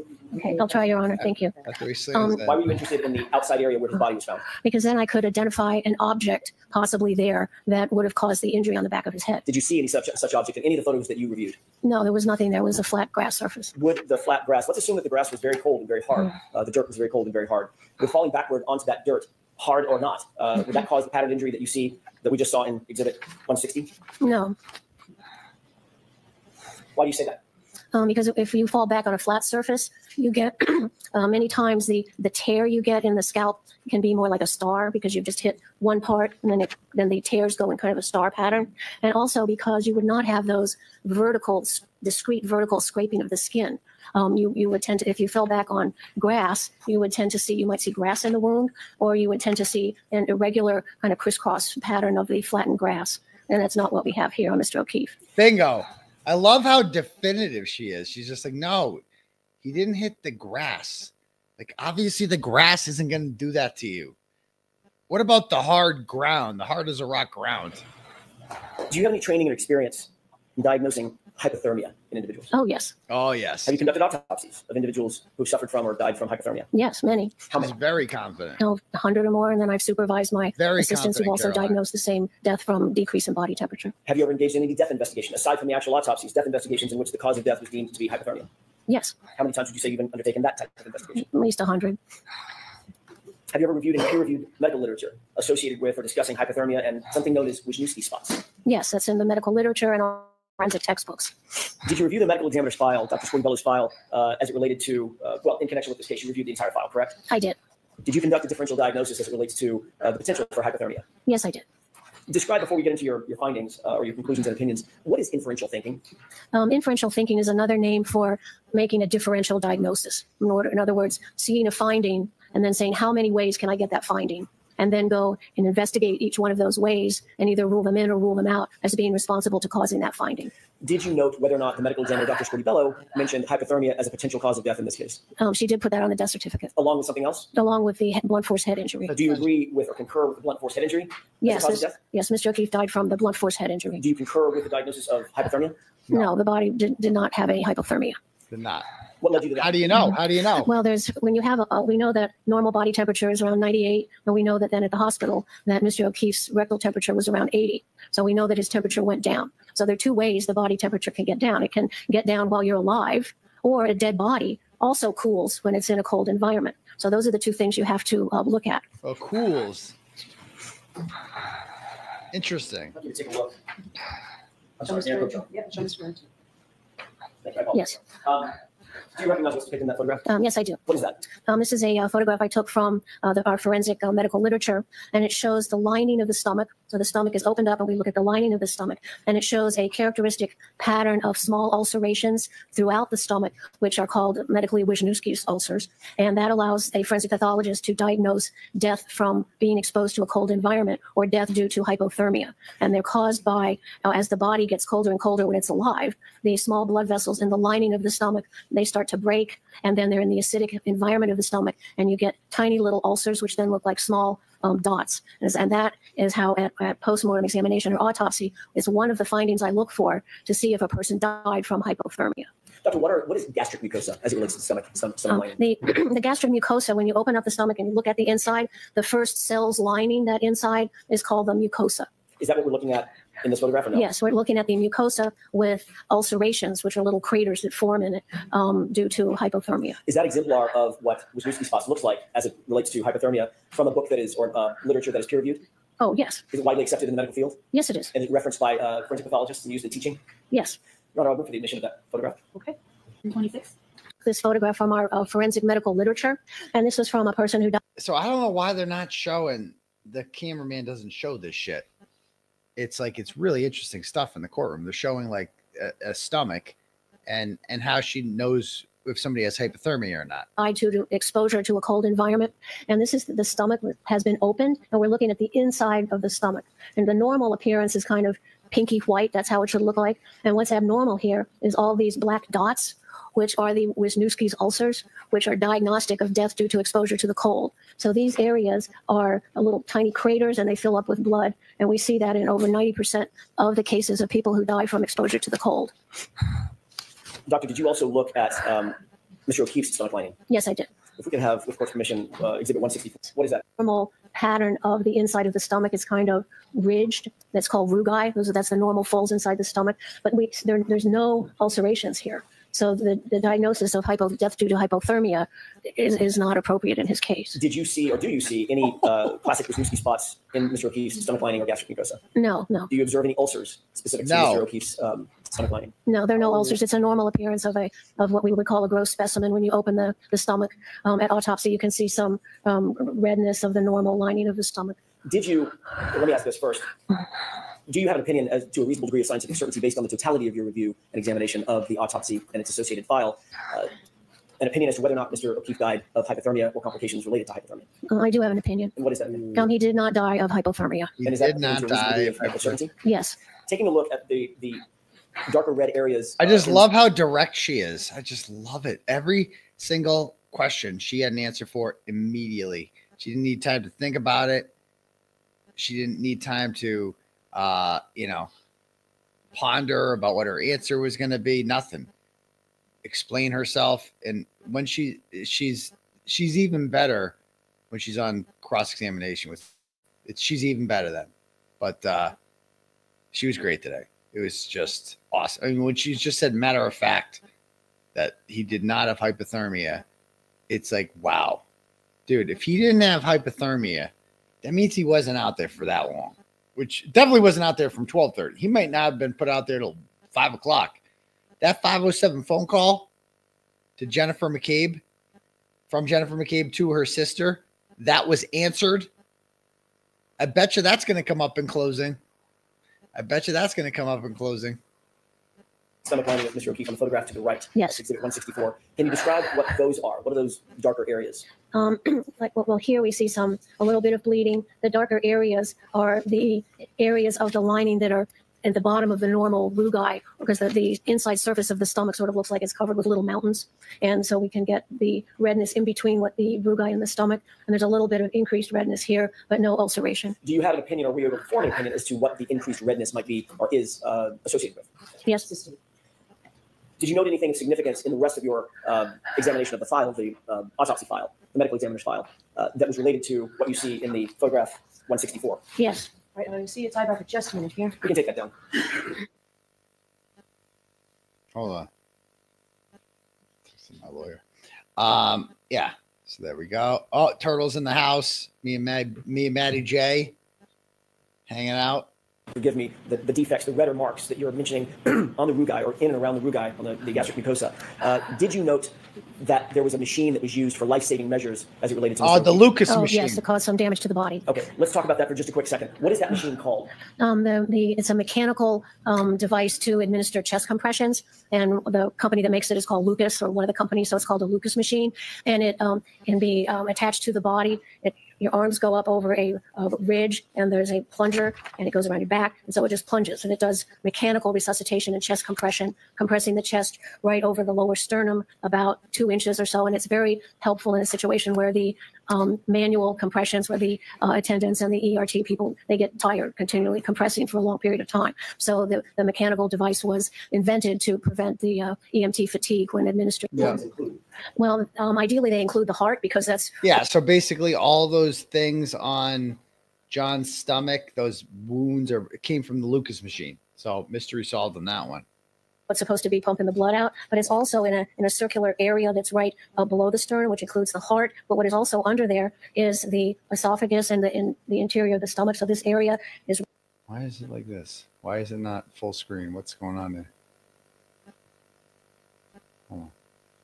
Right under where the machine is compressing as well, as long as, in addition to part of the head of the pancreas, which is also right there under the lower sternum. And what can happen with the 𝗏𝗏 machine pushing in for 100 times a minute for a depth of about 2 or 2.5 inches, that these organs right underneath of it get compressed between the 𝗏𝗏 pump and the bony vertebral bodies that's along your back. So you have the 𝗏𝗏 machine compressing these organs, and they're compressing them against the vertebral bodies of your bony vertebral column in the back. So you can get other injuries, organ injuries, that is a complication of the automated mechanical resuscitation. You can get cardiac ruptures, you can get ruptures of the liver, because all those organs are clustered right there, and that machine is pushing those organs in between the pump and the back of the bony spinal column. Doctor, in your review of the medical records, was there any indication that an automated chest compression machine, a 𝗏𝗏 machine, was used on Mr. O'Keefe? Yes. Maybe we can take this down. And then after you recognize that photo, or a series of photos and graphs. These are illustrations I put in my report, and one shows a generic patient with the 𝗏𝗏 machine in place around him to do the chest compressions. Then I have a photograph of the actual apparatus of horizontally, right where the plunger goes into the chest. And we're looking at, on the left side, we're looking at a CAT scan, which scans a person who's had some injury from the 𝗏𝗏 compression machine, and it's a cross section. So the arrow here is pointing to the head of the pancreas and the area of the esophagus, and then the machine would compress down onto that. And the important part is that, I don't know if that's working on there, the little thing that looks like at the very bottom, it's circular and then has a little, looks like a little steer head, that's the vertebral column, and that's bone. And so the pump is pushing in that area where the arrow is pushing those organs against the bony vertebral column. Yeah, okay. Mr. O'Keefe's body that is suggested that the 𝗏𝗏 machine, where the 𝗏𝗏 machine was situated? Yes, as I pointed out here with the blue air, those reddening of the stomach and some hemorrhage in the pancreas. His body was found around 6 in the morning, and he got to the hospital around 6:37, I think. So if they put the 𝗏𝗏 machine on him when they got him into the ambulance, and it's compressing at 100 times a minute, And that is from the time of the body being discovered to the time at the hospital. That's around 37 minutes. So if you multiply 37 minutes times 100 compressions a minute, that's around over 30,000 compressions that would have been done to Mr. O'Keefe's body in the course of his resuscitation efforts. Doctor, do you have an opinion as to what caused the hemorrhaging that we saw on Mr. O'Keefe's stomach lining? Yes. What is that opinion? It was from the blunt compression of the Lucas machine. Is that opinion to a reasonable degree of scientific certainty? Yes. Because what did they blame those on before? I think they blamed them on something else before. I forget. I don't know. The Lucas machine and the other thing. 𝗚𝗏𝗄𝗏 talked about this with, I think it was Dr. 𝗬𝗏𝗺𝗃. He got into this. Right. The Lucas machine damage, not so basically that he wasn't hit by a car or hypothermia. Yeah, that's not hypothermia. Right. Okay. So like that. So she's explaining the injuries in the pancreas, right? Did not, because usually the pancreas would show that. I think that's what 𝗬𝗏𝗺𝗃 looked at, was the pancreas, and she said it could. She didn't say it was hypothermia, but she didn't rule out hypothermia. But this one has completely wiped out hypothermia. So there you go. No hypothermia. You indicated earlier that there's a difference between someone dying of hypothermia, complications associated with hypothermia, and a body that's already passed away is cooling, correct? Correct. Do you have an opinion as to a reasonable degree of medical certainty as to whether Mr. O'Keefe suffered from hypothermia? I do have an opinion. What is that opinion? He did not experience hypothermia. Oof. Did you observe any signs of frostbite? No. Did that have any weight concerning your opinion? No opinion frostbite. Mr. O'Keefe died with complications associated with hypothermia. Well, if someone dies due to exposure to low temperatures, you expect to see not only the 𝗚𝗏𝗄𝗏𝗃 ulcers, but you expect to see some frostbite changes in the extremities. Based on your overall review of the medical records associated with Mr. O'Keefe, were you able to reach an opinion and conclusion as to the cause of death of Mr. O'Keefe? Yes. Yeah, she's so sure of herself. Yes. He died of brain injuries and skull fractures due to blunt force trauma of the head. Do you hold that opinion for Mr. O'Keefe's cause of death to a reasonable degree of medical certainty? Yes. So they didn't even have to put him outside. He would have died in the house. Putting him outside was just a way to look like he died from the exposure. That was all that was. That's why she Googled how long to die in cold, because they had to make it seem like he died from something else. That's it. That's all it comes down to. I'm surprised they didn't move the body out there earlier. It's 5 o'clock. You're getting close to daylight. You better get that body out there. You know, better get that out there quick. And I do think the Ford Edge was parked there not to block necessarily people from seeing what was being put on the lawn, but to prevent the plow from driving down the street. I think that was the plan. You put the plow there, they can't drive down the street, they can't see a body. Boom. Done. I want to shift gears for a minute, Dr. Loposata, and talk about patterned injuries elsewhere on Mr. O'Keefe's body. You've obviously talked about your training and experience as it relates to recognition of patterned wounds, correct? Correct. That's something that you were trained in when you were training, correct? Yes, it's very basic to the discipline of forensic pathology. And have you also trained others during the course of your 40-year career on the issue of wound pattern recognition? Yes. You've taught courses and given lectures, is that right? Yes, I have. I'd like to show you Exhibit 167 with the court's permission. Okay. Did you review and consider this photograph and others in coming or forming your opinions, coming to your conclusions and opinions in this case? Yes. This picture never gets old. This picture, they've shown this picture so many times throughout this trial. This is just such a different trial, guys. Last time it was 𝗵𝗵𝗄𝗃. That's all we heard about. Lying 𝗵𝗵𝗄𝗃, lying about this, lying about that. This one has been all about this picture right here. The injuries, man, which is the best evidence that the pictures don't lie. The 𝗵𝗵𝗄𝗃s do. It's better to have a trial like this. I'm disappointed they're not calling Higgins and the 𝗵𝗵𝗄𝗃s and all that stuff, but why complicate things? Why? Just Karen didn't hit John with the car. You can opine in your own head, I guess. Think about who else could have done this. We gave you a couple leads, you know. Brian Higgins acting really shady. Yep, that's freaking shady. Brandon Albert never came out of the house. Okay, but you don't need to. Because they're going to get up there and they're going to defend themselves. Like, no, I definitely didn't do that. No. I wish he did come in. Brian Albert, I wish he did. I wish he did come in the house. I get it. This is so much more simplified now. It's going to be an acquittal. And think about what these jurors are going to be like when they get home and they read up on this case, supposedly for the first time. And they're like, oh my God, we didn't hear about the butt dials. We didn't hear about the phone being destroyed and the SIM card in the military base. We didn't have bang bang. There was so much shit that wasn't brought into it this time around, you know? And then of course they'll find out about the FBI.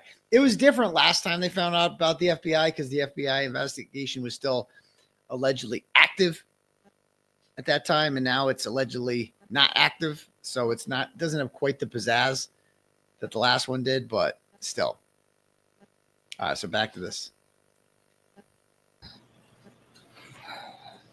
In order to come to your ultimate opinion and conclusion, or opinions and conclusions in this case, is it important to take all of the injuries that a decedent may have suffered into account rather than one or two piecemeal? You have to look at the whole picture to understand what happened to the body. Why is that? What's the importance of that? It may be obvious, but explain that for the jurors, please. Well, when you're looking at changes and injuries to the body and trying to understand what happened to the body, there are different patterns of injuries on different parts of the body. And by trying to separate those and understand what patterns were caused by certain things, then you're able to put together a sequence of events that happened to the body prior to death. What role do photographs play in a forensic medical examiner reviewing medical evidence and coming to opinions and conclusions? How important are photographs? Oh, those are huge. It's standard practice to always document at the postmortem examination important findings with photography.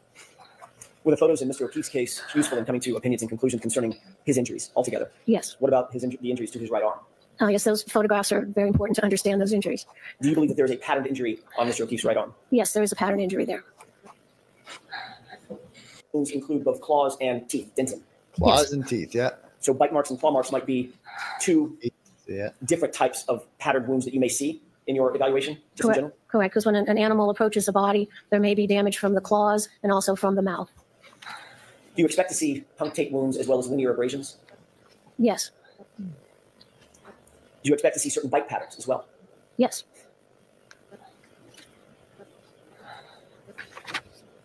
About, mammals. What types of injuries, let's talk about animals in general, what types of injuries do animals produce on the skin of human beings? Well, animals can produce, if you're talking about, mammals, they can produce injuries from their claws, where you get parallel scrapes of the skin from the claws applied to the skin, or you can see a pattern from the jaw configuration of the animal. And most animals that attack or get in contact with the body have canines. So there's two canines on either side that make paired marks, and that would be called a pattern injury. So it makes parallel sort of gouges, and as the canines move in a horizontal pattern or a vertical pattern, the space between them can change. The other thing you see in a animal bite is you see not only the canines that come out, but depending on how the jaw is applied to the body, you can have little dot-like imprints in sort of a U-shaped pattern, which are from the incisors, the little incisors of the animal. So you look for punctures, you look for paired gouges, which would be the canines, and then you look for arced patterns of little dots, which can be the application of the incisors of an animal bite. What is an incised wound? An incised wound is a wound due to a cut. I mean, just the way she answers shit, it's just so quickly. And it's just so with no inflection, no personality. It's just everything is, she just spits it out.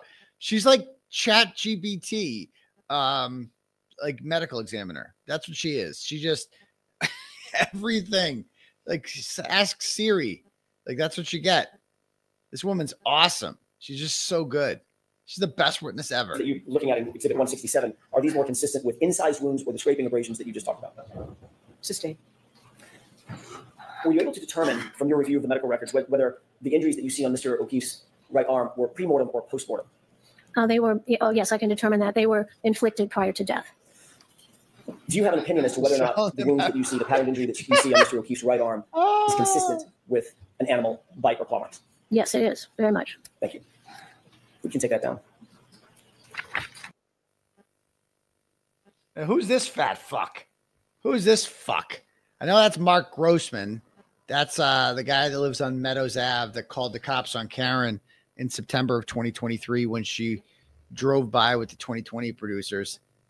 There's a woman who thinks that she this woman would dig up John's corpse and fuck it. Like, no doubt about it. And she would have more orgasms than she had in her entire life if given the opportunity to dig up John's corpse and fuck him. Like, she would do it without hesitation. She would do it. No doubt about it. What's the basis for that opinion? Well, a forensic pathologist has to be able to differentiate changes that happen to the body while the person is alive versus things that happen after the person is dead. For instance, there is something called post-mortem predation, where if the body is out in the woods and dead, then wolves and such can come and make, quote, injuries to the body. But we're able to tell from our training and experience that those were made after death. The usual way we tell is that when it's made during life, the blood vessels that are damaged, the heart's pumping blood through, so you can see a reddish color and maybe some blood around it. Whereas if the body is damaged after death, the changes to that body and those, quote, injuries look more yellowish and kind of brown because the blood. Yes, they were done while he was alive and bleeding. Awesome. You talked about death investigations. As a matter of fact, you mentioned something about what a forensic pathologist's role is in a death investigation to potentially send investigators back out to answer certain questions, correct? Yes. Did you see any evidence in the medical records or the medical examiner's complete records that any effort was made to send investigators to the location to see if there were any animals at the location at or around the time of John O'Keefe's death? Okay. Sustained. Do you believe it's important? Well, let me ask it a different way. Would following up with investigators be an important part of any forensic pathology investigation? No, absolutely. You're working as a team to figure out what happened to the body. Thank you. We talked about the theme and theory of differential diagnosis, correct? Yes. How does engaging in the process of differential diagnoses avoid bias in an investigation? By after you have your findings and you sit back and think, well, how many ways could I get this finding? And so bias sometimes means, oh, I think it's this. And then you just stop. Differential so that's just sort of a bias where you make a decision too quickly and you don't then. Hold on, what was this? Underneath the skin. And then depending on how much more force is applied, the skin can break. So I'm going to strike that. Next question, Mr. Jackson. In addition to bruising, what else might you expect to find in an individual who's been struck by a vehicle at speed? Okay. So let's come over a second. Why can't we talk about, you claim John O'Keefe was hit by a car. What else would you expect to see from someone else who was hit by a car? Objection. I don't want the jury hearing about what you would actually expect to see. I don't want them to hear the truth. This guy hates the truth. He hates it. He hates it.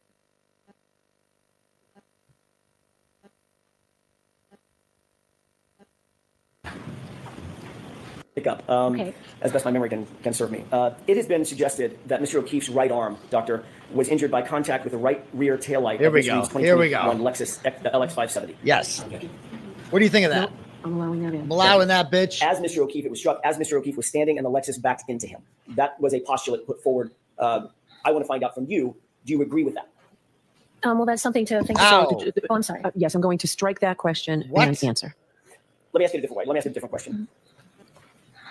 Do Mr. O'Keefe's pattern injuries on his right arm, do they correspond to injuries that could have been produced by irregular fractured plastic pieces impacting his arm? No, not at all. Why do you say that? First of all, those injuries are patterned injuries from an animal bite. We have the canines, we have the incisors. All right, so I'm going to strike that, and let's see what's up. Oh, she didn't care. She just couldn't wait to say it. She takes no time to think. She's just like, yep, dogs, dogs, dogs, dogs, dogs, dogs, dogs. A dog did it. A dog did it, motherfucker. Dog, dog, dog, dog, dog, dog. And by that, it's like Auntie Bev just is like the bus driver who lets you get away with anything. And come on, guys. Like I had a teacher like that in high school. Come on, guys. He would always say, come on, guys. Like the class was just out of control. He would always just go, come on, guys. Come on, guys. It's like, if you say that, then it's like, you're never going to have control again. Come on, guys. Come on. Come on, guys. And that's like the way she is in her courtroom. It's like, they do this because they know you ain't going to do shit. And this is what Spanky was doing with Judd. Asking him questions he wasn't supposed to ask, knowing that Judd would answer it, and then strike that from the record. But they can't unhear it. And the jury can't unhear any of this, you know? It's dope. Remember, this is a woman who allowed the Zoom to go off in her courtroom when someone yelled, "Fuck off, Beverly," and then free Billy. Doctor, you free indicated Billy that Mr. Timmons. O'Keefe's pattern injuries on his right arm do not correspond to injuries that could have been produced by irregular fractured plastic pieces impacting his arm. Do you recall putting that in your report? Yes, I wrote that. Do you stand by that? Yes, that's my conclusion. And you also wrote his arm had no tissue bruising from impact injury. Do you remember writing that? Yes. Do you stand by that? I do. You also wrote, neither did his skin show any array of irregular, unpredictable, randomly scattered cuts and scrapes at various angles and depths. Do you remember writing that? I did. And do you stand by that? I do. You also wrote that you noted Mr. O'Keefe had no bruising on his arms or torso. Is that right? Correct. And you also wrote, in particular, Mr. O'Keefe did not have bruises on his legs, correct? Yes, correct. And you indicated that that was shown by dissection of the leg tissue and muscle at autopsy. Is that right? Yes, there was a special leg dissection done to look for bumper impacts. Okay. Hospital, yes. Okay. And autopsy photographs? Yes. And other data and documentation, correct? Yes. Are x-rays an important part of an autopsy generally? Oh, yes. Usually there are x-rays taken of the body prior to the examination. What do x-rays show? Why are those important? They're important because they show X-rays. foreign material in the body, like a bullet. This They is also wild. image the skeleton, so we can look for fractures of the bones.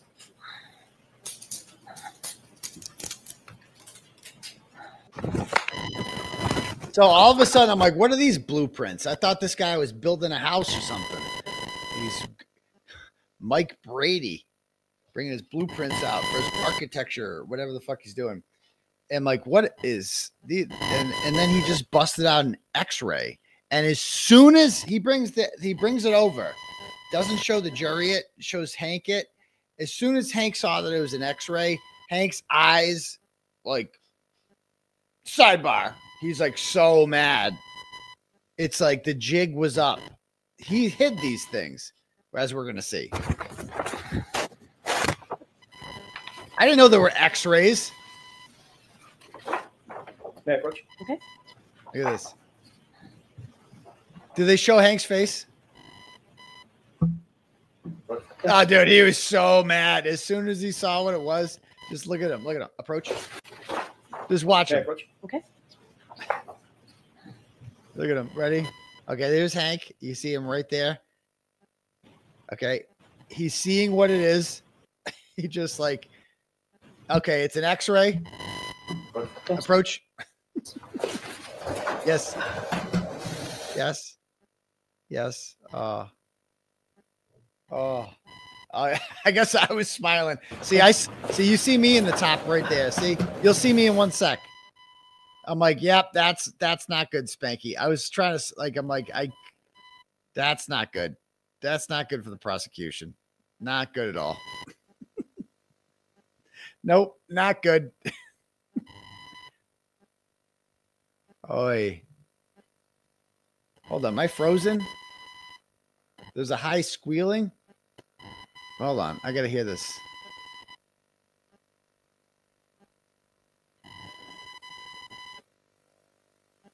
Testing.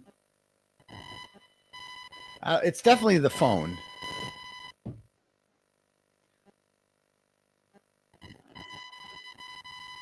Give me 1 sec.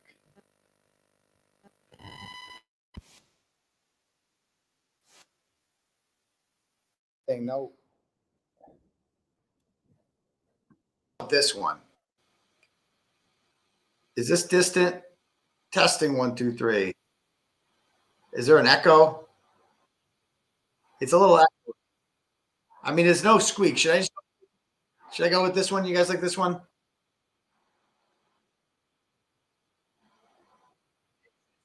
It's the webcam microphone. It's better? Yes. Rise the jury. It is distant. All right, let me try one more time. Let me try one more time with this mic. I'm going to go back to this one.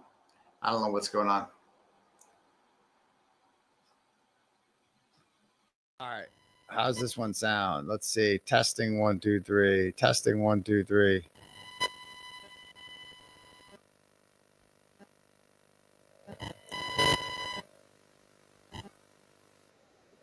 Is it bad? I'll try moving the mic away from me. I mean, the mic's. All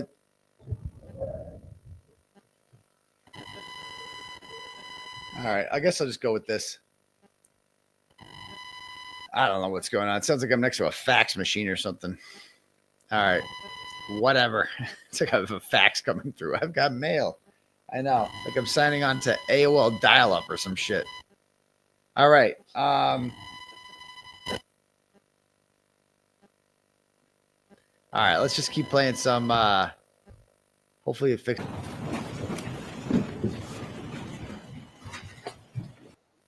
And yes, 𝗵𝗑𝗄 𝗃𝗍 did move. She got up and left during this stuff. And it's like, I looked at Paul sometimes. He's like looking down, just bored. It's like, they just don't give a fuck. They're just like, they have no, like most people hear this shit today and they're like, wow, that's crazy. It's like, and they call us conspiracy theorists because they have to believe that like this lady's just in on the conspiracy to trick us. They're just trying to trick us. Karen Reed's trying to trick us. Like, no, dude. Use the other mic. All right, I'm going to use this mic. It's going to be a little distant, but whatever. It's better than the other shit.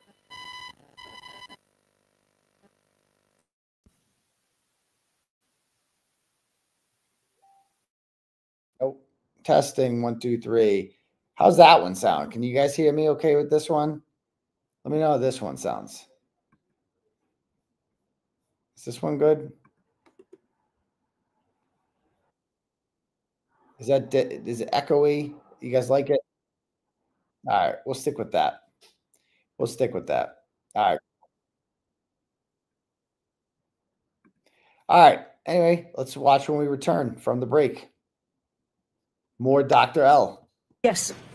On the court's bench, there's an item I'd like to feedback. Miss, we need that marked for identification. I need all three of them marked for identification. Okay, and we'll do that afterwards. Chest, his arms, and his legs. Did you specifically review x-rays of his right appendage? Hand, forearm, arm? Yes, they were included in the x-rays. Have you seen x-rays before? Oh, many times. How many times? Thousands, probably. Is part of your job to review x-rays to make a determination of whether or not they indicate broken bones, fractures, hairline fractures, things of that nature? Yes, it's part of the medical legal autopsy to study the x-rays of the deceased. That's done in the ordinary course of being a forensic pathologist, is that right? Yes. Are you trained on how to read x-rays? Yes. You have to be a radiologist to read an x-ray as a medical doctor? No. Medical doctors do that all the time, correct? Yes, it's part of general medical training. And is it also part of specialized training for forensic pathologists? It falls under the rubric of general radiology that a doctor knows. There are some specialized areas in forensic where you have to understand like decompositional changes that you can see on an x-ray that aren't something that you would see in a clinic. No bony defects, and the tissue was normal. Did you take a look at the x-ray of Mr. O'Keefe's right arm? Yes. Yeah, what is any defects at all in the bones in the right arm? Any broken bones? No, the bones in the right arm were intact. Oh. Breaks? Correct, no breaks. Fractures, hairline fractures? Nope. Did you look at the upper arm x-ray of Mr. O'Keefe? Yes. Did you note any defects in the bony structure of Mr. O'Keefe's upper arm? No, the bones were 100% intact. No breaks, fractures, hairline fractures? Correct, none of those. Is there any indication in your mind, based on your review of those three x-rays, the hand, forearm, the arm, that arm has suffered any kind of bone trauma at all? Okay. Sustained. Is there any indication, based on your review of your expert opinion, that his arm has been broken, fractured? No, the bones were intact. No breakage, no fractures. Thank you. Oh, but wait, how many troll accounts? Kofandoofus, how many people? This is the prosecutors, Brett Talley, whatever the fuck that guy's name is with the bad haircut. How many of these losers have said that, oh, well, we don't know there was no broken bones because they never did an x-ray. This is their talking point, is they never did an x-ray. So how do they know that there was no broken bones, right? Well, according to dipshit, 𝗪𝗓𝗪, let me see what he had some comments on it too. Let's pull up his, I retweeted it.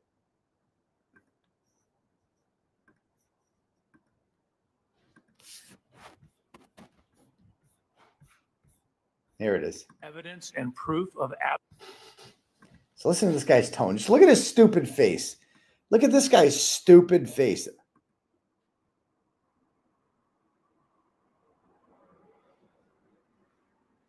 Oh, this guy. I can't believe we have to listen to this douchebag. You're asking me about evidence and proof of absence of fracture. So I would look for an x-ray. I haven't seen any evidence of an x-ray of the arms. Like, I'm an engineer. You're asking me about proof. And so Proof is somebody looked at it, somebody took an x-ray. I haven't seen any evidence of an x-ray of the arms. It's like, but there just his condescending attitude. Just listen to how cocky he is when he says this. Just listen to him. You're asking me about evidence and proof of absence of fracture. So I would look for an x-ray. I haven't seen any evidence of an x-ray of the arms. You know, so I haven't seen any x-rays. Duh. Like the way he talks to you is like, you're so stupid. And I'm just like really smart.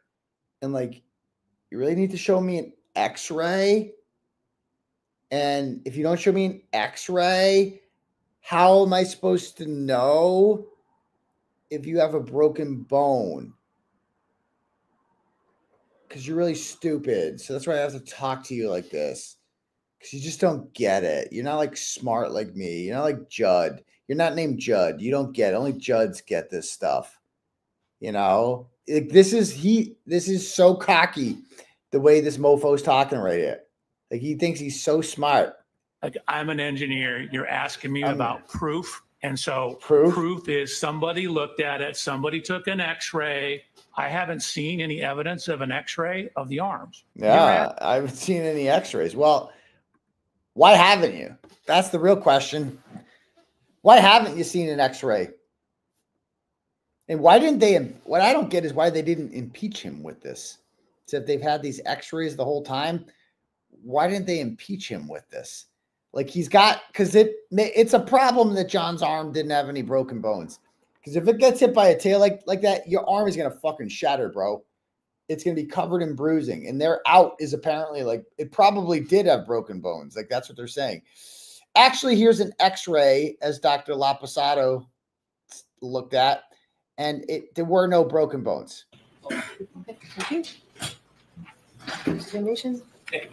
Here we go. Spanky's turn. Okay. Good afternoon, Dr. Loposata. 6 minutes till the afternoon. Good afternoon. 6 minutes till the afternoon.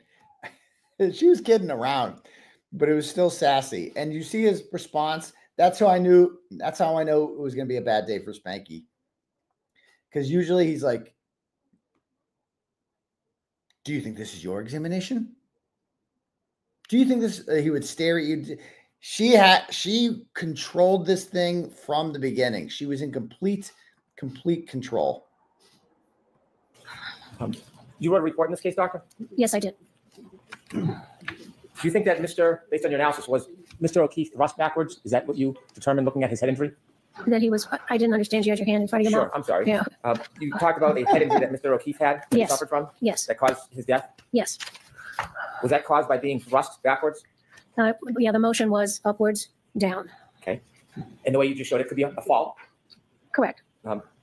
Did you have an opinion looking at his wound that he was thrust backwards? What do you mean thrust? His body went backwards. There may have been some applied force to it. I don't know about thrust. I'm asking if you have an opinion. Your words. Do you have an opinion about thrust? What do you mean thrust? He looks nervous. Did the forensic pathology diagnosis mean Mr. O'Keefe's body was thrust backward? If you want to say thrust as indicating movement, that it went backwards, then you could say it was thrust. May I approach? Yes. Again, being thrust backwards, moving backwards is consistent with falling over and hitting your head on some sort of stair or whatever, you know? Something like that. I'm showing you page 2 of your report, Dr. Loposata. Yes. I'm just going to ask you to read it, not out loud, and then I can ask you the question. Yes, yes. Are you familiar with that? No, absolutely.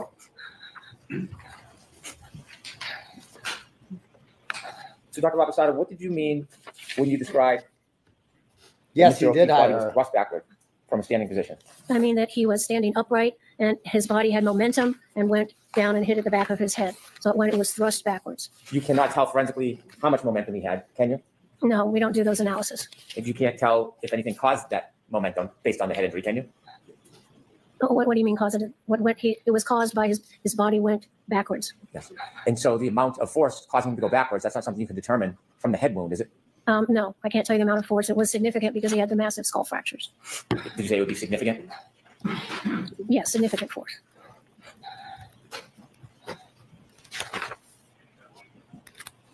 In modern medicine, there are a number of different machines that can help us see the brain, like a CAT scan, perhaps? Sure. MRIs? Yes. Would you agree with modern medicine that the use of MRIs and CAT scans and other tools give a clinician equal, if not better, opportunity to examine the brain as actually cutting it and holding it in your hand? No, the actual gold standard is the pathology, to be able to have the brain in your hand, look at it with your naked eye. And we have conferences in the hospital where we meet with radiologists and say what we find at autopsy and see if their radiology was correct. Can CAT scans and MRIs show contusions on the brain? They might. Subdermal hemorrhages? Subdural hemorrhages. Yes, they Herniations? can. They can. Do you have any doubt about the modern medicine and the use of MRIs and CAT scans? Do you think they're inadequate in any way? Well, I'm not a clinician, so I don't use those to diagnose diseases in living patients. Dr. Loposata, have you ever had any experience studying the brain in real time, clinically? Yeah. Going and opening somebody's skull and treating the injury before the person dies? No, I'm not a neurosurgeon. No, bitch, I'm not. You don't have any neurological expertise, do you? I'm not a neurologist. I'm not a neurosurgeon. I'm a forensic pathologist. Have you had any clinical experience? She's like she just reminds me of, like, you know, my second grade teacher or something that, like, just lectures you. And it's like, no, Aidan, finish your assignment. And like, you try to, like, be like, change the subject and be like, oh yeah, did you see, you know, like, oh, we get extra recess or something like that. And then she's like, you will get extra recess when you will get recess when you finish your assignment. Just that's the way she talks to him. Like, like, she's older than him. Just this whole dynamic, the power dynamic between them. And like, she was in charge. She was smarter than him. She's like, no, Spanky, no, I am not a neurosurgeon. You knew that, Spanky. You've hired me before. Okay. I'm not a neurosurgeon. I'm a medical examiner. I look at bodies. Okay. And you know that, Spanky. Please ask better questions. Thank you. Like, she was in complete control. At all, where there's an acute head injury and you're making an effort to observe it and analyze the injury as it progresses in an attempt to save the person's life. I don't treat or diagnose living patients. I understand. But as far as your background, have you ever had any experience, clinical experience, showing the progress of an actual brain injury and trying to treat it? I understand the physiology of what happens to the brain when it is impacted by something, whether it be a bullet, a boulder, a fall. So I know what happens to the body to cause the changes from that trauma. I don't treat people for those injuries. In observing a brain that's in trauma and making determinations of how long it's viable or whether the person will expire, do you know the process that a neurosurgeon would go through in order to fight to preserve the person or save the person? Do you know the step-by-step process that they would undertake? Oh, God. To try to operate or save somebody from a head injury, from a brain injury? I'm going to allow it because of practice.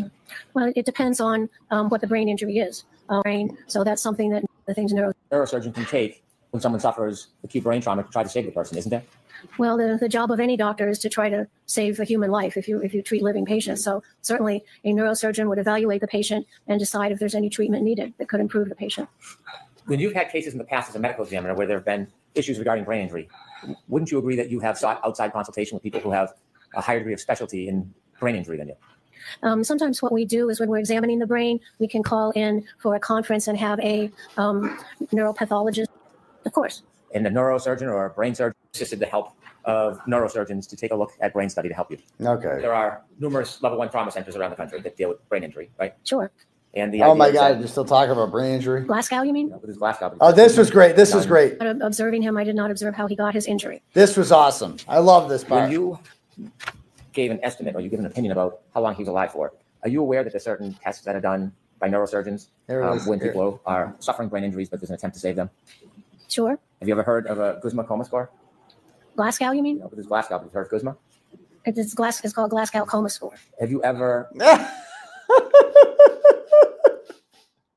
Oh, I gotta watch the interaction one more time. This is too good. Seen again. It's like your second grade teacher that is just been there for a while, been there for a long time, has dealt with kids like you a million times, keeps her patience with you, keeps her cool, but also keeps you in line. Like, that's the way she was. Just like, you mean this? You mean Glasgow, Spanky? I think you mean this. Sure. Have you ever heard of a 𝗃𝗃 score? Glasgow, you mean? No, this is Glasgow, but 𝗕𝗏𝗄𝗎. It's called 𝗪𝗏𝗄𝗀 score. He tried to be so smart. And she's just like, have a seat. Have a seat, young man. Take a seat. That's the game that we're going to play here. It's a game called Take a Seat. I tell you, you try to one-up me, and then I tell you to take a seat. Oh, my God. Ever seen the assessment that a level 1 trauma center goes through when they're trying to save somebody with a brain injury? I'm generally familiar with the emergency procedures to save somebody's life. Have you ever read any statistical studies attempting to correlate the brain injury with the time somebody would live for? I'm aware of that, and I see that in my practice of people who have survived brain injuries and die of something else. Then I can look at the brain and understand how the brain can heal or react to injuries. And many people who suffer 𝗃𝗃 will go into a brain surgeon center, and many of them pass after time, don't they? Every case is different. Right. Some might live for an hour, hours, weeks, months, or survive. It depends on the case. She's so good. Look at her. In this case, look at her. You don't have any objective criteria to identify the amount of time Mr. O'Keefe would have lived. This just means nothing to her. She's just like, listen, young man, I'm not impressed by your bullshit. Like, not going to work on me, Spanky. Just never, ever, ever once gets rattled, never gets upset, never shows any emotion at all. No human emotions coming from her at all. It's beautiful. If he had the appropriate help. Isn't that fair to say? I don't think it would have been effective because there were massive skull fractures to the base of the skull. And there are cases where the amount of force and energy applied to the head, causing skull fractures, breaking the neurons, causing the brain swelling, despite rapid medical treatment, those people cannot be saved. They can't effectively stop the brain swelling. Many people can't be saved. Did you know that about 1/3 of them do get saved? I don't know what you're talking about. 1/3. Everybody has different sorts of injuries. 1/3 of what? Just look at her. Look at her. Look at her. Look at her sassiness. She has no time for this at all. What? 1/3 of what? What? Just watch this exchange. This is beautiful. They can't effectively stop the brain swelling. Many people can't be saved. Did you know that about 1/3 of them do get saved? I don't know what you're talking about. 1/3. Everybody has different sorts of injuries. 1/3 of what? I don't know what you're talking about. 1/3 of what? Oh my God. She was so sassy and like 1/3 of what? Just get, again, it's like your second grade teacher. It's so good. So good. Are you aware that 1/3 of those patients survive if they get the proper treatment? It depends on the amount of force. Okay. So are you aware that a study would show? Have you ever read a study by Isaac Wolf on 𝗃𝗏𝗄𝗎 fractures? No. Have you read any studies no, on 𝗃𝗏𝗄𝗎 fractures? 𝗃𝗏𝗄𝗎 fractures? Yes, I understand what 𝗃𝗏𝗄𝗎 fractures are. It's a part of the base of the skull. Okay. And have you? Okay, go ahead. Please. Did you want No, to? you go ahead. Oh, I'm sorry. Have you read any studies that tell you with the proper treatment, despite these potentially catastrophic injuries, that 1/3 of patients can survive? No, but that's not the case we have here. And so in this case, I asked if you had any objective criteria. You don't have any objective criteria about the progress of Mr. O'Keefe's wound that can be a basis for you to conclude that he would have died in 15 minutes. Isn't that fair to say? No, I understand what happens to the brain when it gets that sort of injury. I understand the time course and the physiology. I've seen hundreds of individuals who've had brain injuries. Some survive for a longer period, some die earlier, and it depends on the amount of force and the amount of brain swelling. And in Mr. O'Keefe's case, we had the massive skull fractures at the base of the brain and immediate swelling and subarachnoid and subdural. So he had a large force applied to his head, which caused the brain swelling and the herniate and the progression of the brainstem down. Yes. It started immediately after impact. And you can tell us what the progress of that brain swell was by looking at his postmortem photos. By looking at the postmortem photos and the postmortem examination, I can tell the degree of force from the extensive skull fractures that were present. What was the degree of force? It was medium to large. Well, that's a wide range. What do you mean? Quantify medium to large. Ask the question, Mr. Brown. What does medium to large mean? Enough to cause a lot of fractures to the skull. He didn't just like sit down and lie down. If he sat down and lied down, he probably wouldn't have fractured his skull, correct? That's obvious, yes. Right. That's and obvious, so when you're yes. telling us you can identify that he immediately died or died within 15 minutes, I'm asking you for objective criteria. For you to give that opinion, I'm asking you what objective information you have. And so you said that there was a large amount of force, correct? Sure, but because there were massive skull fractures and there's a lot of energy transmitted to the brain, starts swelling immediately. How do you know this wasn't medium force and not large force? Because of the extensive number of skull fractures. So are you saying it was medium or large force? Medium to large. Okay. How much force is that? Can you quantify it? No. No. She's like, what other objective criteria not doing do you that. have No. to support your opinion that Mr. O'Keefe died within 15 minutes? My training and experience of seeing thousands of deceased people from head injuries and knowing some of their clinical course when they get immediate medical treatment, they don't survive. But you would agree many do. Depends on the case. And in this case, you didn't have any opportunity to observe the progress of Mr. O'Keefe's injury that night, correct? Yes, you are. I'm going to allow that. I wasn't there. The body told me what happened to it. You have no assessment of the development of the brain injury and how much time it took that night, do you? I do, from understanding the significant skull fractures and the swelling of the brain and the compression of the brainstem that all happened very rapidly because of the amount of force that caused all those skull fractures on the base of the skull that actually then hemorrhaged into his upper eyelids. That's a large amount of force. I have a lot of confidence. I don't lack confidence. That's one thing about me. But God give me the confidence that this woman has in herself. Oh my God. I have never seen somebody so confident and sure of themselves as this woman right here. God bless her. She's a national treasure. Was edema found on his brain? I think it was swollen, yes. But was that a finding? Yes. Where did you see that finding? Well, in order to have the herniation of the brainstem, the brain swells. Where did you see that finding? I can't answer that. I just know it from understanding, looking at the pathology. So at the end result, at some point, Mr. O'Keefe had gross edema. In order to get the brain stem hemorrhages, the only way you get that is because the brain has swelled. And there's no, after injury, tissue swells, and there's no place for the brain to go when it swells, except down into the natural hole in the bottom of the skull where the spinal cord goes down. So that's where the pressure goes. So that seeing the brainstem herniation tells you that the brain has swollen a lot. Undoubtedly, but it doesn't tell you when it began to swell or the progress of that swell, does it? I don't know what you mean.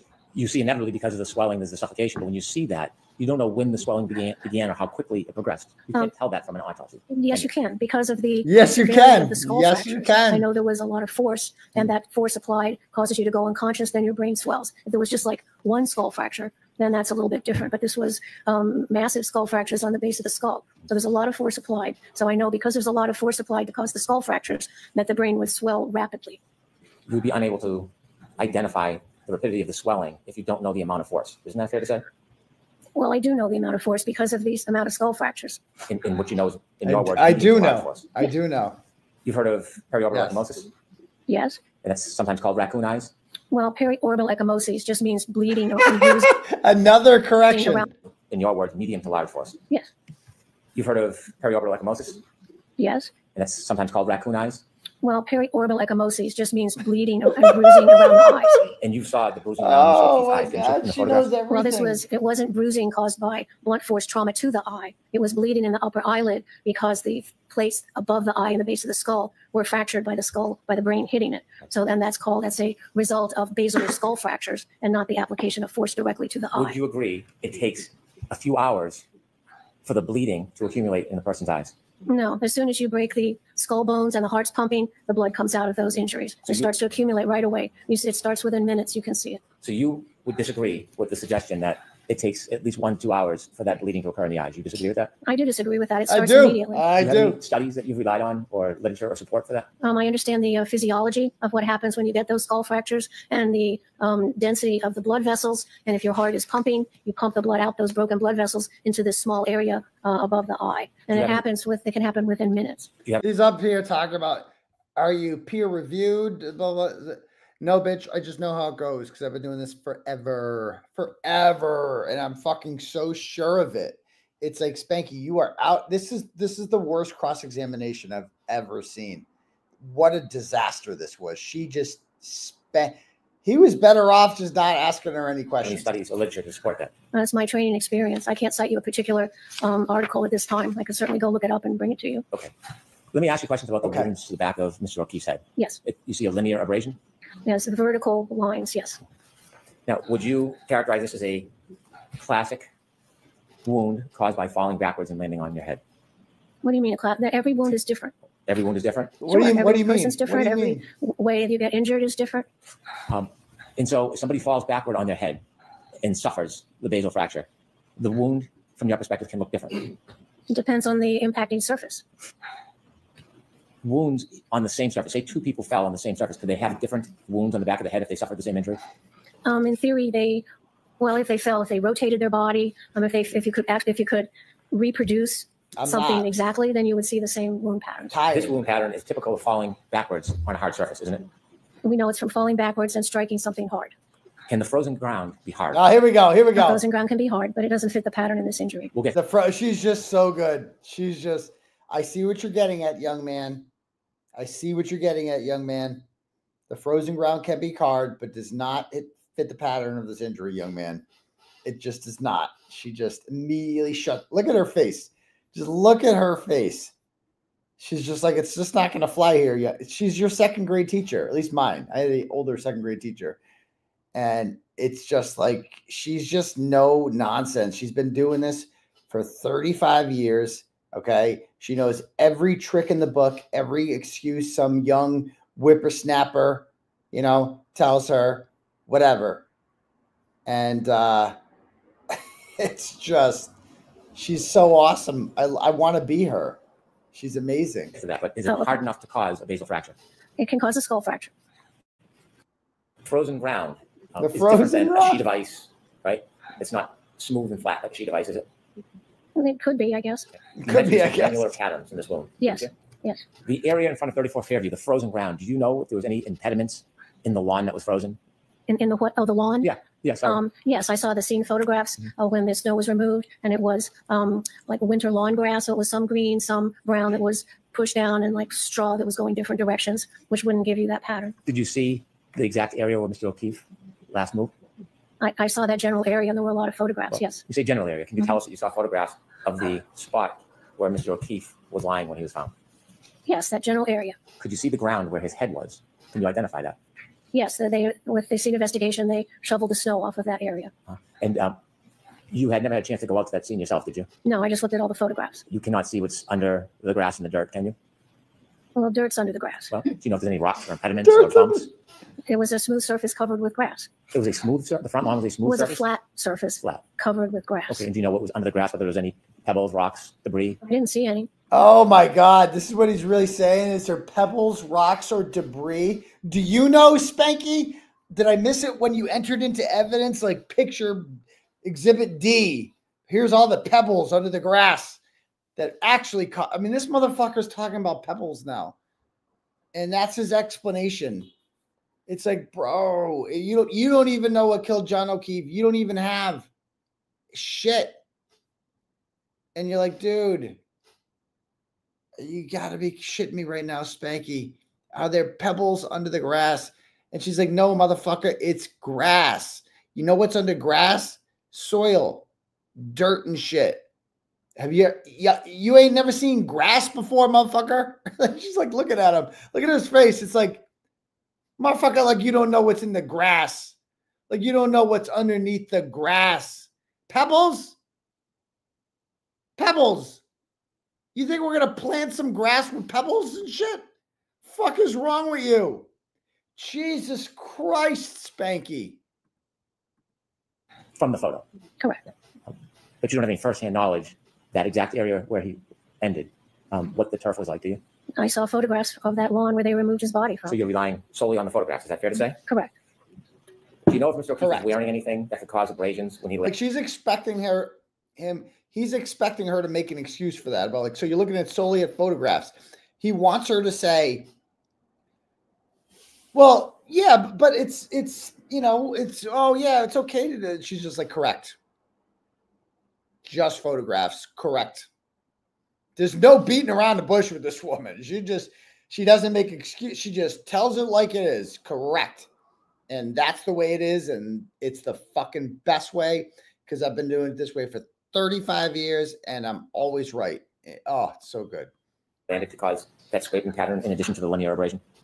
He did have a baseball hat on, but that would not cause that pattern. The area of the abrasions, is that in the area of the level of where a baseball hat would be on the back of somebody's head? It could be. If somebody hits the ground, could be. It falls backwards, can they slide? If they're on an incline. If they're on an incline. Well, if you fall backwards and you fall backwards on an incline, your body might move. What if you fall backwards on flat ground? Does the body, can it move after it falls? Well, not really. Maybe a little. If from the momentum of the impact, it might move slightly, but not really. So when a person falls backwards and lands, you don't think the head has any room for movement? Not significant. Well, not significant, maybe just quarter inch, half inch. No, it's possible. And did you see the scrapes around the wound of Mr. O'Keefe's head? Of course I saw them, yes. And they're all within What about an inch? I know. Well, what are you describing? What part are you describing? The tearing, the laceration of the scalp, or the vertical abrasions? She's just not impressed at all by his stupid questions, and that's all. It's just like, these are stupid. She's like, yeah, sure, whatever. Like, wait, what? She could do this all day. She could do it all day. She's so fucking good at this. Celebrations. There were maybe an inch and a half. An inch and a half. Do you think that if someone fell backwards and landed on the head, they could move an inch and a half? Well, he landed on something that had a ridge on it to cause the laceration in the scalp. And then with a little bit of movement, those vertical scratches were caused by some kind of like pebbly-like surface. Pebbly. You mentioned that the orbital bones were broken and you had opined that it was caused by the brain. Do you agree that a brain is very soft, consistent with, for example, tofu? Tofu. Oh, gross. Oh, gross. Oh, gross. It is soft. Is it that soft? Is that the texture of it? Well, it depends on what kind of tofu you have. Okay. Do you think that the jurors loved her when the break on the back of the head split the skull and then would cause the orbital break instead of the brain? The orbital plate fractures, if you look at the base of the skull after you take the brain out, you can see the fractures go up from the back to the front into the orbital plate. Sometimes when you fall backwards, the brain can also slap those orbital plates and cause some damage, but I could trace the fractures from the point of impact along the base of the skull to the part of the skull over the eyes. Do you think the base of the skull break, when it separates, could have caused those orbital fractures? I don't understand your question. I don't understand your question. When Mr. O'Keefe incurred that head injury, the basal fracture, do you think that the pressure, the damage from that basal fracture, the separation, could have caused the orbital breaks in his eyes? Well, the fracture of the plates above the eye, when the blood is still pumping, there's a space there where the blood can come down into the upper eyelid. So you described the brain as causing that break. I'm asking you, could it have been from the basal fracture, from the skull fracture? Yes, the fracture that was caused by the impact to the back of the head, radiating to the front of the base of the skull. So when you told us on direct it was from the brain that caused those fractures, was that just a summary, or is that to a reasonable degree of medical certainty? Well, sometimes the brain can also, in a fall, flap and hit those. But in this case, I could also see that the skull fracture started at the back and came to the front, but it could also be contributed to by the brain hitting those delicate bones. I guess my question is, when you provide the opinions generally of what you believe and what you've seen, are these general opinions, or are they actually specific opinions based on the facts of this case? They are opinions based on my examination of this case, but all that's based on my 40 years of training and experience. 40 years. When you told us about the brain causing those orbital fractures, you would agree with me, at least now anyways, that it very likely could have been the basal fracture that caused those breaks. Yeah, both. Yeah, both. Could have been both? Sure. Okay, could have been just the basal fracture? That's possible. Sure. When you offered the opinion to a reasonable degree of medical certainty, had you considered the basal fracture as the source of those breaks? Of course. Is there a reason you share that with us? You just said it was the brain? I had no reason not to share it. Okay. Was there any depressed fracture to Mr. O'Keefe's skull? No. Can you tell us a little bit about a depressed fracture? Depressed fracture is different than what we saw with Mr. O'Keefe, isn't it? A depressed fracture is when something fractures the skull and then pushes the skull and moves the skull inward. This just had a fracture, but it didn't move the skull inward. And you've seen depressed fracture. All he's doing is just giving her a chance. Like, you want to be like, Spanky, stop.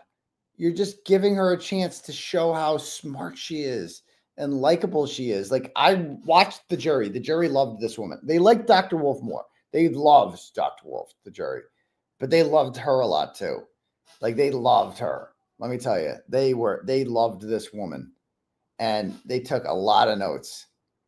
And she ended this. And Dr. Rentschler is really just going to come on and bury him for good tomorrow. But she really ended this. She was fucking amazing. Fractures in your practice over 40 years, did you say? Of course. In those 40 years, depressed fractures can happen from sharp objects? Sure. Pointed objects? Sure. If someone hit a person in the back of the head with enough force, with like a hammer, for example, that could leave a depressed skull fracture, couldn't it? Certainly. You can hit somebody on the head with a hammer and cause the fracture, and then the continued force will move that fracture into the brain. There was no depressed skull fracture in this case, was there? Correct. You gave some opinions today about you gave some opinions about wounds on Mr. O'Keefe's arm. I'd like to talk to you a little bit about that. Sure. Could we have that photo brought up, please? Oh, the arm again. Yeah, bring the arm up, Spanky. Yes, they go along the skin surface. How many punctures would you identify in that photograph? I'm going to ask you just about the wound. Call an area of skin puncture. Can you tell us from this photograph how many punctures you would say are in that photo? I didn't count them. Well, did you suggest that there was more than one puncture on that wound? I think I see more than one, yes. Pardon me? I see more than one on there. Okay, could you give us a count of how many punctures you see? Well, without looking at all the photos, I couldn't give you a correct number. Okay. You've written a report, haven't you? I what? You wrote a report? I did. And in your report, you describe many of those abrasions as punctures, don't you? I'm saying. A puncture isn't I'm just a saying. scratch. A puncture is a penetration of the skin, isn't it? Yeah, a point-like penetration. A puncture has a very specific medical meaning, doesn't it? Yes, it's a point-like penetration of the skin. And according to you, there are many punctures in that wound. Yes, I can see 1, 2, 3, 4, 6 or 7. Can medical professionals disagree on opinions about wounds and causes? I suppose they can. I suppose they can. You also gave some opinions that you did not believe that Mr. O'Keefe's scratches were caused by having some impact with broken pieces of plastic or glass, correct? Correct. They weren't caused by that. Broken plastic or glass can cause a number of different angled wounds, can it? It causes an array of irregular, random injuries. It can have infinite different patterns, couldn't it? Could. There's nothing to hold a wound from a broken shard to be north or south, east and west. It all depends on how the force is impacted on the body, true? I'm not quite clear on your question. I'll try to do better. I'll try to When do you're better. talking about shards of broken glass or broken plastic, there is no set direction that they may cut somebody, is there? Well, it would depend on the case and how those occurred. It can happen in many different forms as far as depth. Yes? Oh, yeah. Well, anything's possible. Anything's How about possible. length? What about length? Would What that about change- would length? that change depending on how the injury occurred, the length of the wound? Sure. And in this case, you talked about your opinions of injury relative to a motor vehicle, didn't you? That was something I considered. Something you considered.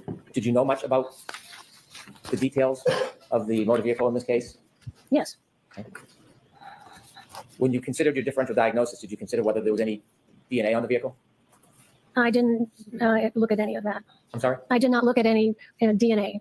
Did you know if there was any hair on the vehicle? I don't know. Did you consider the scene itself where there may have been a debris field? Did you take a look at the debris field in this case? Yeah. I know there were photographs of Yeah. various pieces of plastic around the area where the body was found. Yeah, I'm not Do you remember impressed. where those pieces were found? Somewhat, yes. Did you have an opportunity to consider other evidence like a shoe in the area near where? Oh, yeah, have you Mr. thought O'Keefe about the was found? shoe? I know one shoe was on his foot at the hospital, the other was at the scene. Do you know if his hat stayed with him after he landed on the ground? Oh. The hat was in the area where his. Ask about the straw. Ask about the straw. Ask about the straw. I mean, it's just like, you know about the shoe? You know about the tail light? Do you know what she said on Dateline? And she's like, yep.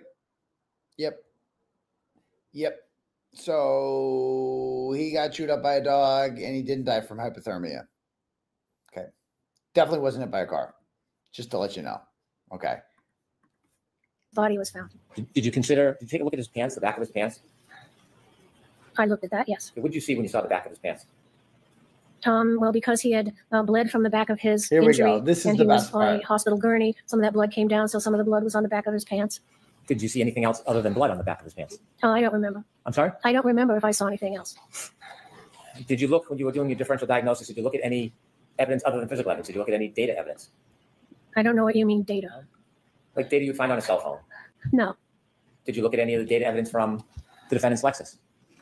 no, other than looking at the contours of the back to see if it had impacted Mr. O'Keefe. When you were doing differential diagnosis, did you look at any information that would tell you what the speed of that impact may have been or allegedly was? Well, it didn't hit him, so it doesn't matter. Okay. So you didn't care to know anything about the car or the data in the car because you had already formed your opinion? It did not hit him, so it was not relevant to my opinion. Is that a different way? By looking at the body, I could tell that there was no evidence of impact with the vehicle. Is that So a- whether the vehicle was going slow or fast is not relevant. And so you didn't try to get any, Well, Okay, it didn't hit him, here we so go. Oh. I don't know what you mean, data. Oh, like data you'd find on a cell phone? oh, it's so No. beautiful. All right, one you more look at any of the time. data evidence One from- more time. The defendant's Lexus? No, other than looking at the contours of the back to see if it had impacted Mr. O'Keefe. When you were doing differential diagnosis, did you look at any information that would tell you what the speed of that impact may have been or allegedly was? He always does that. He always asks, like, so after Karen Reed hit John O'Keefe with her car, blah, blah, blah, blah, blah, blah, blah, and then asks the question, he always forms it with, like, so after she hit him with the car, did she flee the scene? You know, was this before or after you hit him with the car? And he tries to pull it with her. And she just fucking owned him. Dude. And this is the time when the jury, several members of the jury had huge smiles on their faces.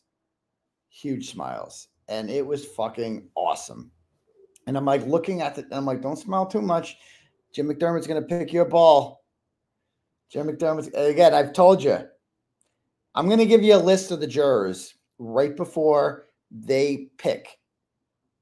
I'm going to pick 6 jurors. I'm just going to give you their numbers. And I'm going to say, if these are the 6 people that he picks, fucking stop the fight. It's like this whole thing's rigged. It's the only hope they have now is rigging the jury, right? It's the only hope now that they got is rigging the jury.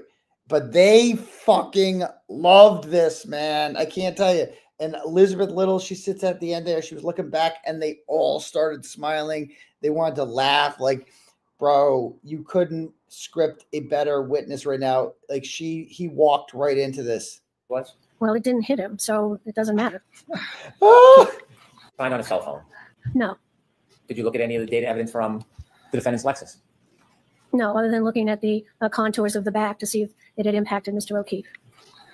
When you were doing differential diagnosis, did you look at any information that would tell you what the speed of that impact may have been? No, I don't give a shit. Well, it didn't hit him, so it doesn't matter. Okay. So you didn't care to know anything about the car, the data in the car, because you had already formed your opinion? It did not hit him, so it was not relevant to my opinion. By looking at the body, I could tell that there was no evidence of impact with a vehicle. So whether the vehicle was going slow or fast is not relevant. Oh, she's just like, this is my courtroom now, motherfucker. I will do the talking. Like, dude, it's like she just views Spanky as some second grade teacher that she, you know what I mean? Like I went out to dinner the other night with the kids at Quinn's in Holden. It's like the only restaurant we have.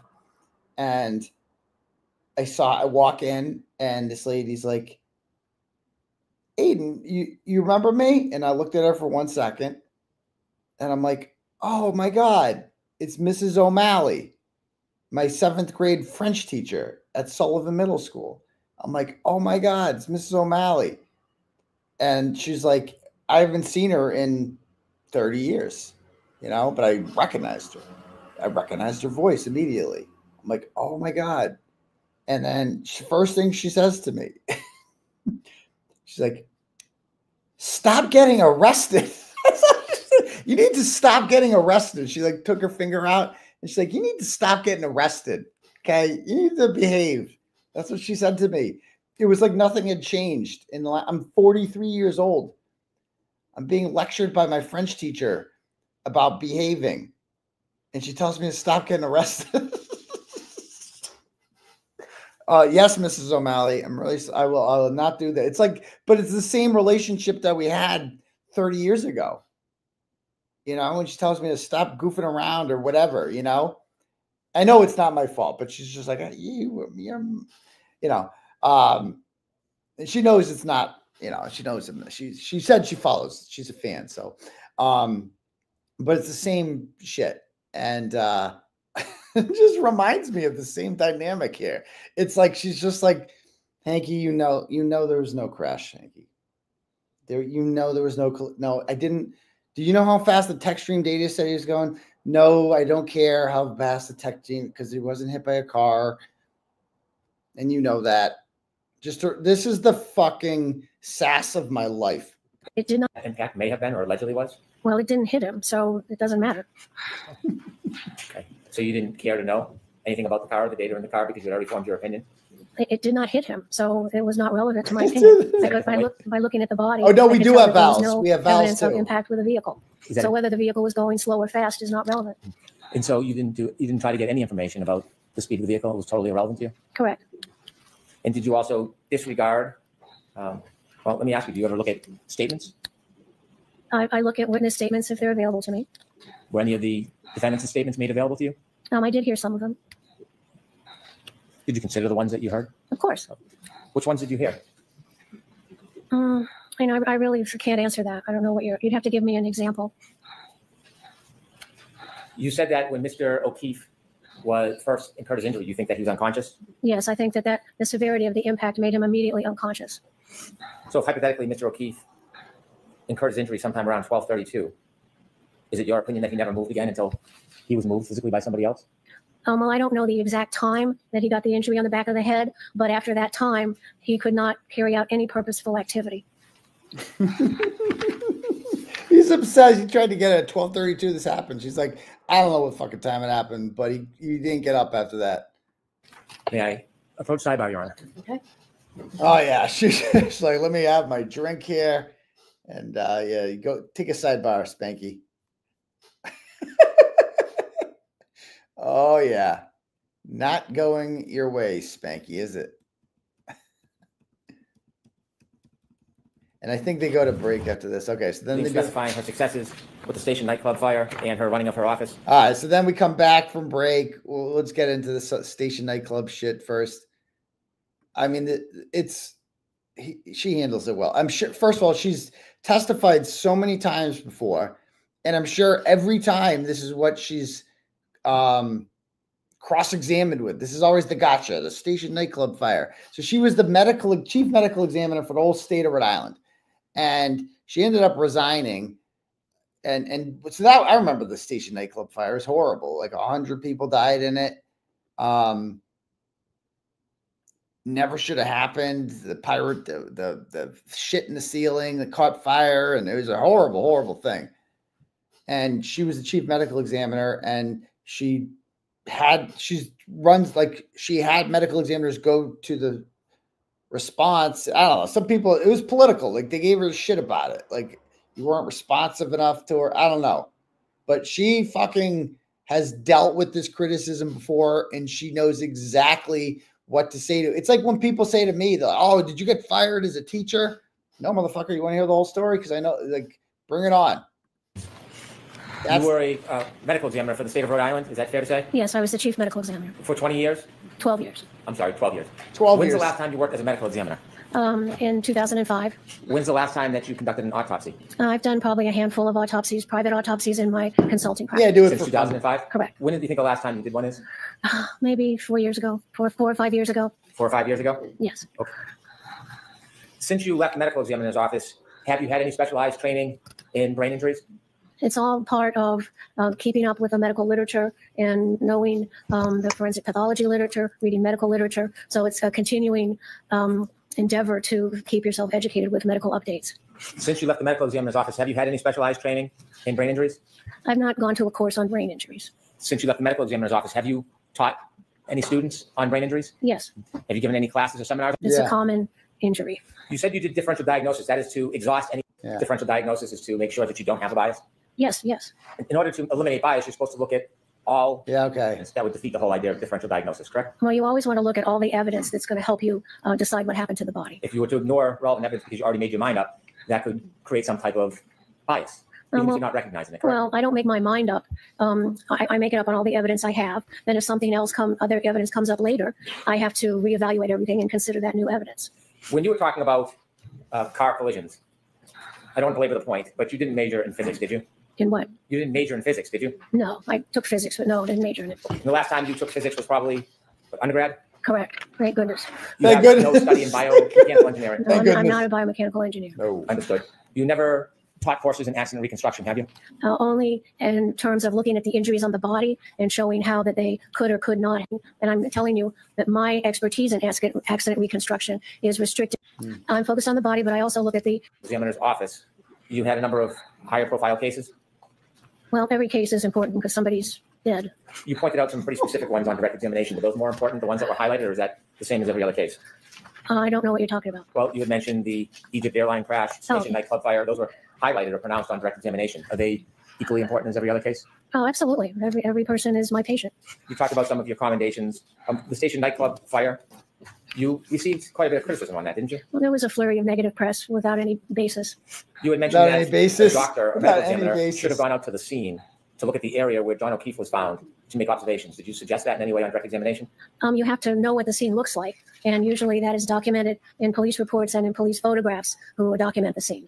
The Station nightclub fire, that had numerous victims, didn't it? Yes, 100. And you received criticism because you were repeatedly requested by emergency responders and police officials to come to the scene, and you refused? That's incorrect. First of all, nobody called me to come to the scene, and medical examiners are not first responders. As soon as I got a call that there was that fire in the nightclub, my investigator went right to the scene, and I was in constant communication with him throughout the early morning hours of that horrible accident. And I went into the medical examiner's office because I had to start getting ready to run our office 24 hours a day to not only take care of the poor individuals who expired in the nightclub fire, but also the regular work of the medical examiners. So there was no need for me to go to the scene because I had my investigator there, and my job would be at the office to get things all set up to handle the influx of deceased. Did you receive criticism that over 17 hours there was an effort to have you come to the scene, but you refused? No, there was, I'm going aloud in a different way. yeah, that's incorrect. Oh, I'm sorry. Oh, no, I didn't mean to see you.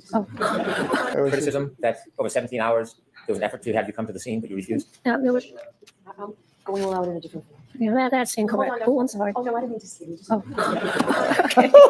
Okay. You're so likable. Did you receive criticism that officials? I'm going to allow it based on the ending, pursuant to the ending. Let's get it. Did you receive criticism that for over 17 hours officials were asking you to come to the scene and you refused? It was untrue. It was printed in the newspaper. We looked up all the phone records and provided it to the newspapers and showed that nobody called me to go. I would have gone if I needed to. I had my investigator there. It was just bullshit. No, it was erroneous. Newspaper. We looked up all the phone records and provided it to the newspapers and showed that nobody called me to go. I would have gone if I needed to. I had my investigator there.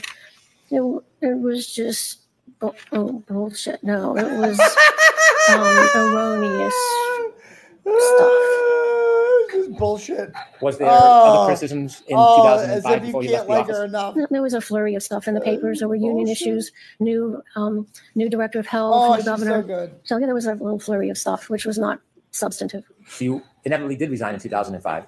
Yes, because my budget was going to be cut, and I knew that if I had to get rid of a medical examiner, we couldn't do a good job for the state. And I'd done it.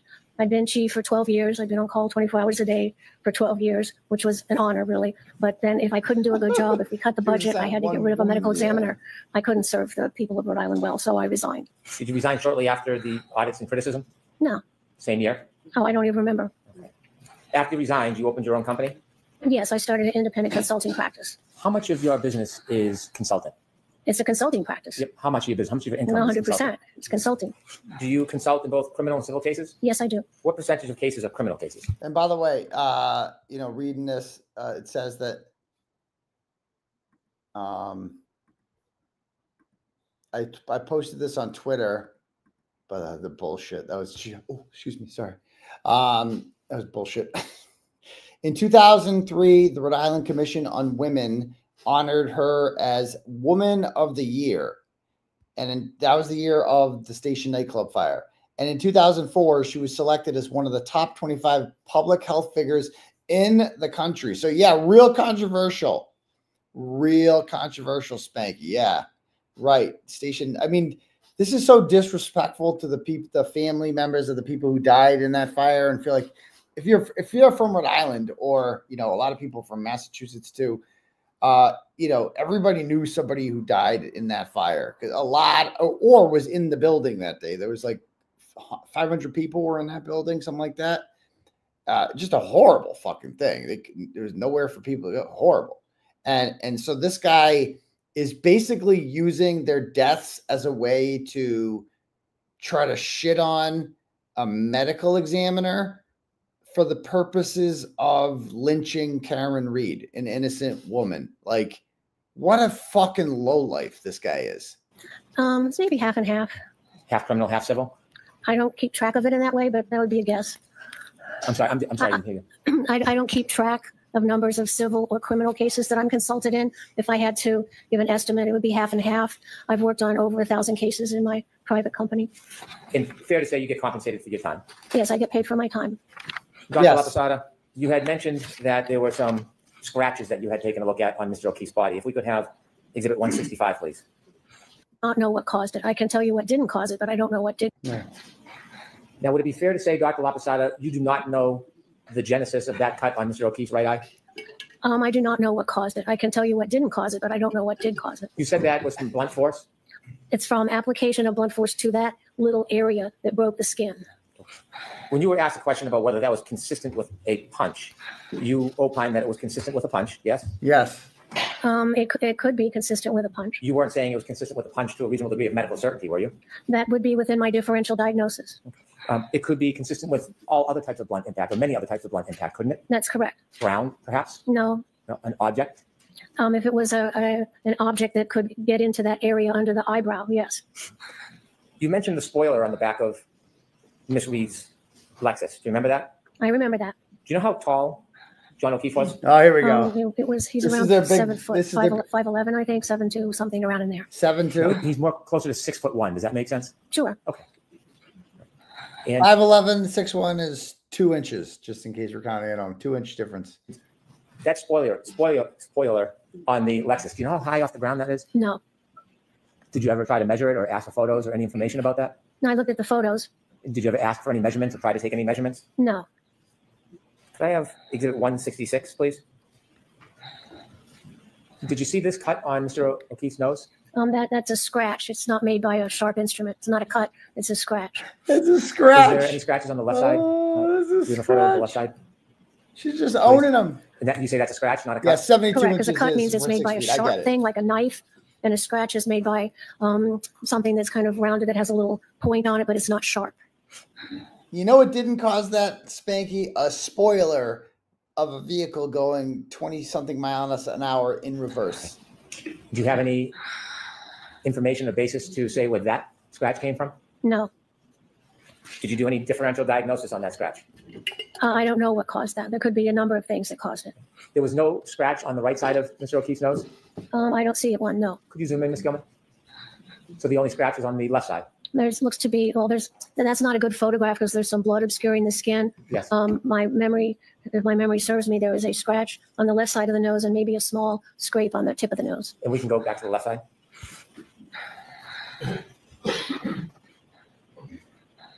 And you said that could not have been caused by a sharp object? Correct. It's not an incised wound. Incised wound means a bladed sharp cut. This is a scratch, not made by a blade. Were you aware the defendant made a statement that she pulled a piece of glass from the defendant's nose? No. And you would say that that wound is inconsistent with being caused by glass or a sharp object? It would not be caused by a blade. I don't wound made by a blade.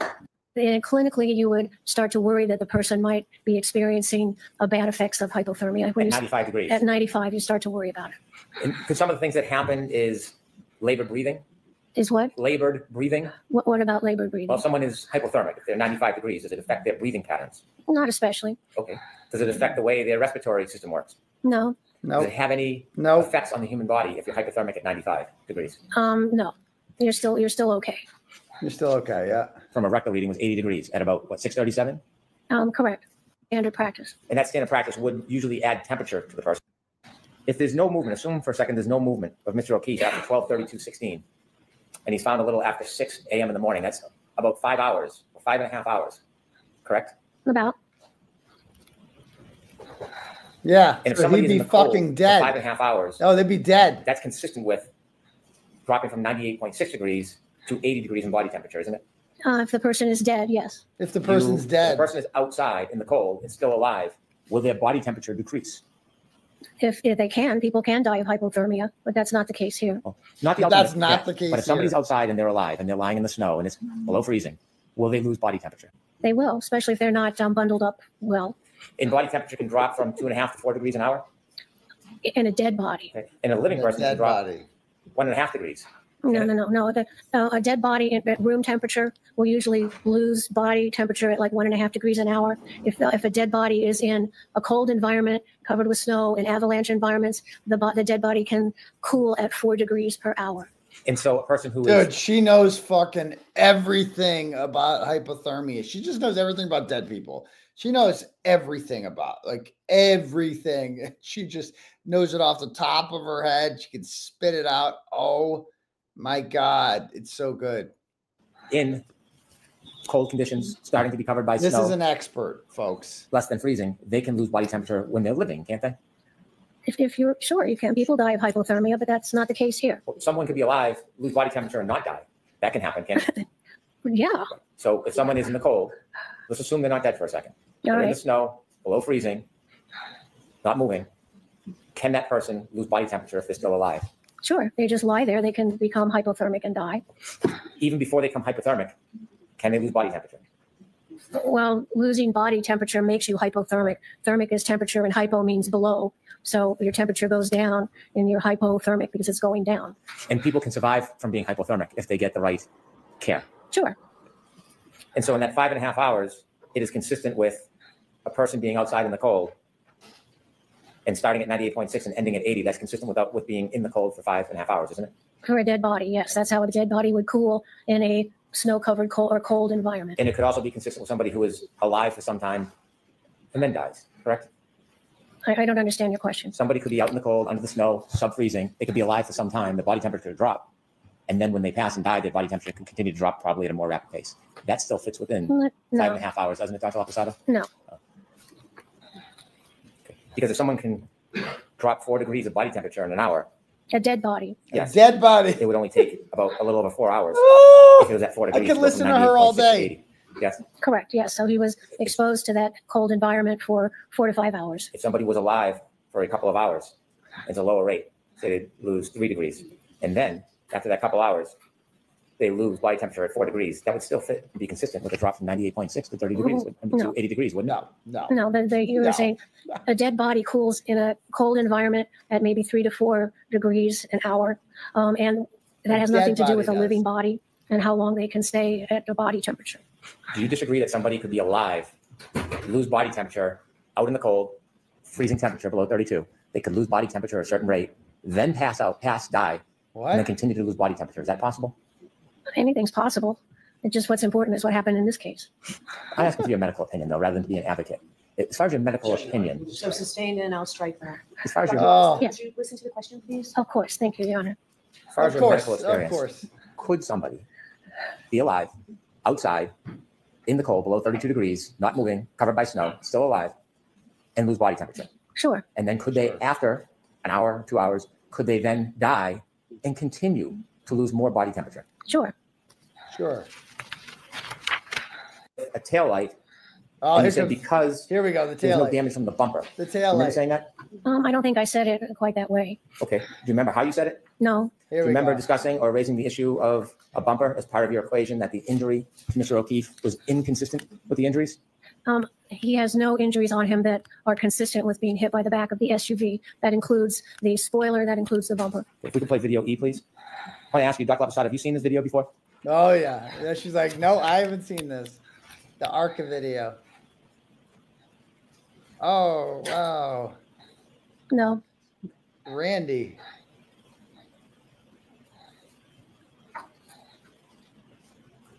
Thank you. You can take that down. Did you see anything in that video that would suggest any contact between that mannequin and the vehicle's bumper? I'm going to say your type on this for just a minute. What? In the bumper? What does the bumper have to do with it? Okay.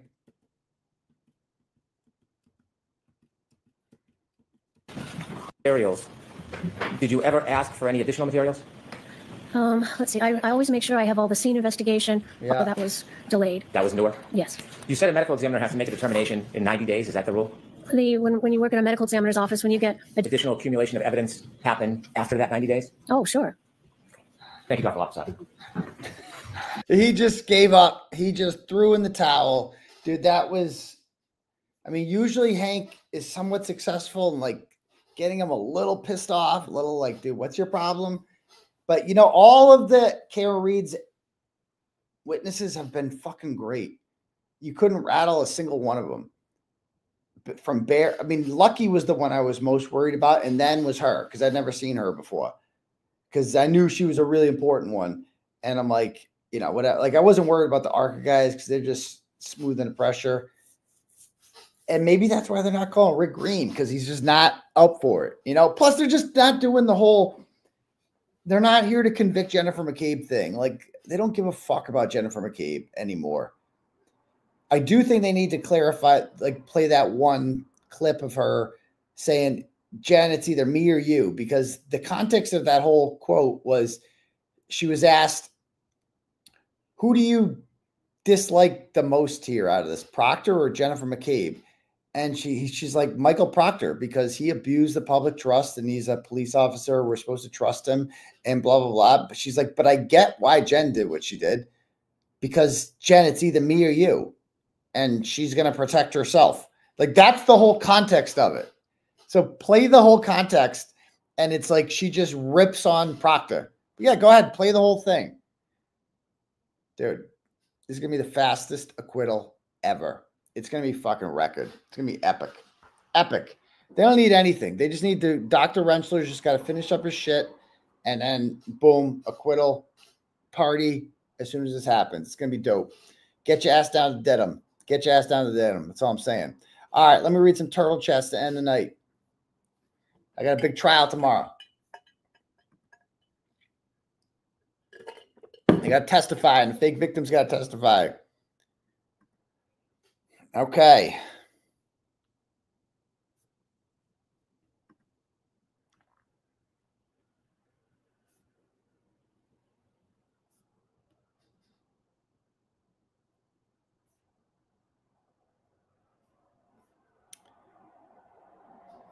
All right, what have I read here?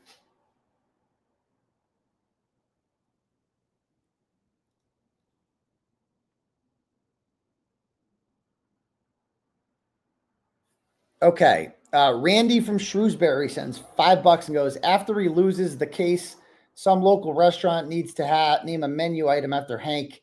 Obviously, it would be a tofu scramble. Oh, we could come up with some good items on the menu for Spanky for sure. James sends $25, goes, definitely can't let the jury see the dog kennel in the garage. Justice cannot flow from a poisoned well. I don't know about that. So thank you. Connor sends $5, goes, who was Brian Higgins on the phone with at 1:35? Did the feds not tell the defense? I don't know. And I don't think we're ever going to find out. He would just lie about it anyway. But yeah, we'll see. Or maybe it was a burner phone that the feds didn't know about. Who knows? You know? All right, next up, Donna sends $15, goes, a winner of a day, a great trial day, and now watching you live. Sounds like a great day, Donna. Kelly sends $5, goes, John DePietro also posted on Twitter today that there were no x-rays. You posted that today? You sure that's not an old one? Because that's so bad. So bad. Next up, Suzier and 𝗀𝗃 sends $10, goes, Hanky Flounder, great new nickname. Free Karen Reed. Excellent. Katie sends $10, goes, thanks for all you do. You're the best. Thank you, Katie. You're the best, too. Thank you. CS Seep sends $25, goes, do you think the feds are refusing to intervene until they've secured McDonough? Proud of you. Keep kicking ass. McDonough's actually, I saw some stream he was on the other day, some boomer stream, and he's talking about how he's got a source. He's the source. The five guys are back in action, and the five guys say the feds are coming any day now. It's the same shit he was always talking about. So Charlie Golf could only go away for so long, but you know, just nobody pays attention to him anymore. Drew Lane. Oh, is this Drew Lane from college? Sends $100 and says, keep rolling, brother. Well, thank you, Drew. I appreciate that, sir. Hope all is well with you. Handsome Brian sends 5 smackaroos and says, thank you for stopping in the rain to take a picture with me outside of the courthouse today. Hope all goes well for your case, and I want to kick Hank in the nuts and give him a wedgie and shove him in a locker. Don't we all? But it was great. You know, I met a lot of people outside the courthouse today. I never say no to a picture. Love doing it. And yes, I am going to have Juror 3 on my show tomorrow night. So that's going to be cool. And we're going to have a lot to talk about, I'm sure. Sean Bucci, nice. Sends $5 and goes, God gives his toughest battles to the strongest soldiers. From one soldier to another, who ironically share the same birthday. Good luck tomorrow. I wish you the best and pray you kick ass. Is that the real Sean Bucci from the Genduso thing? What's up, my man? How you doing? Thank you.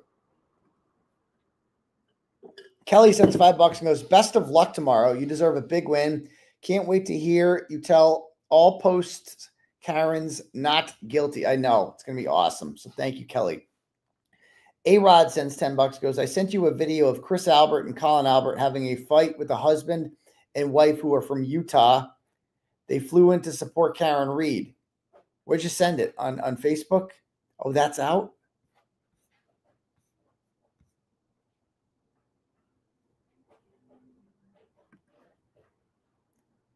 It's very small, though. I can't see it. I don't have the whole video. It's like a miniature version of the video, so I can't actually see it. All right, next up.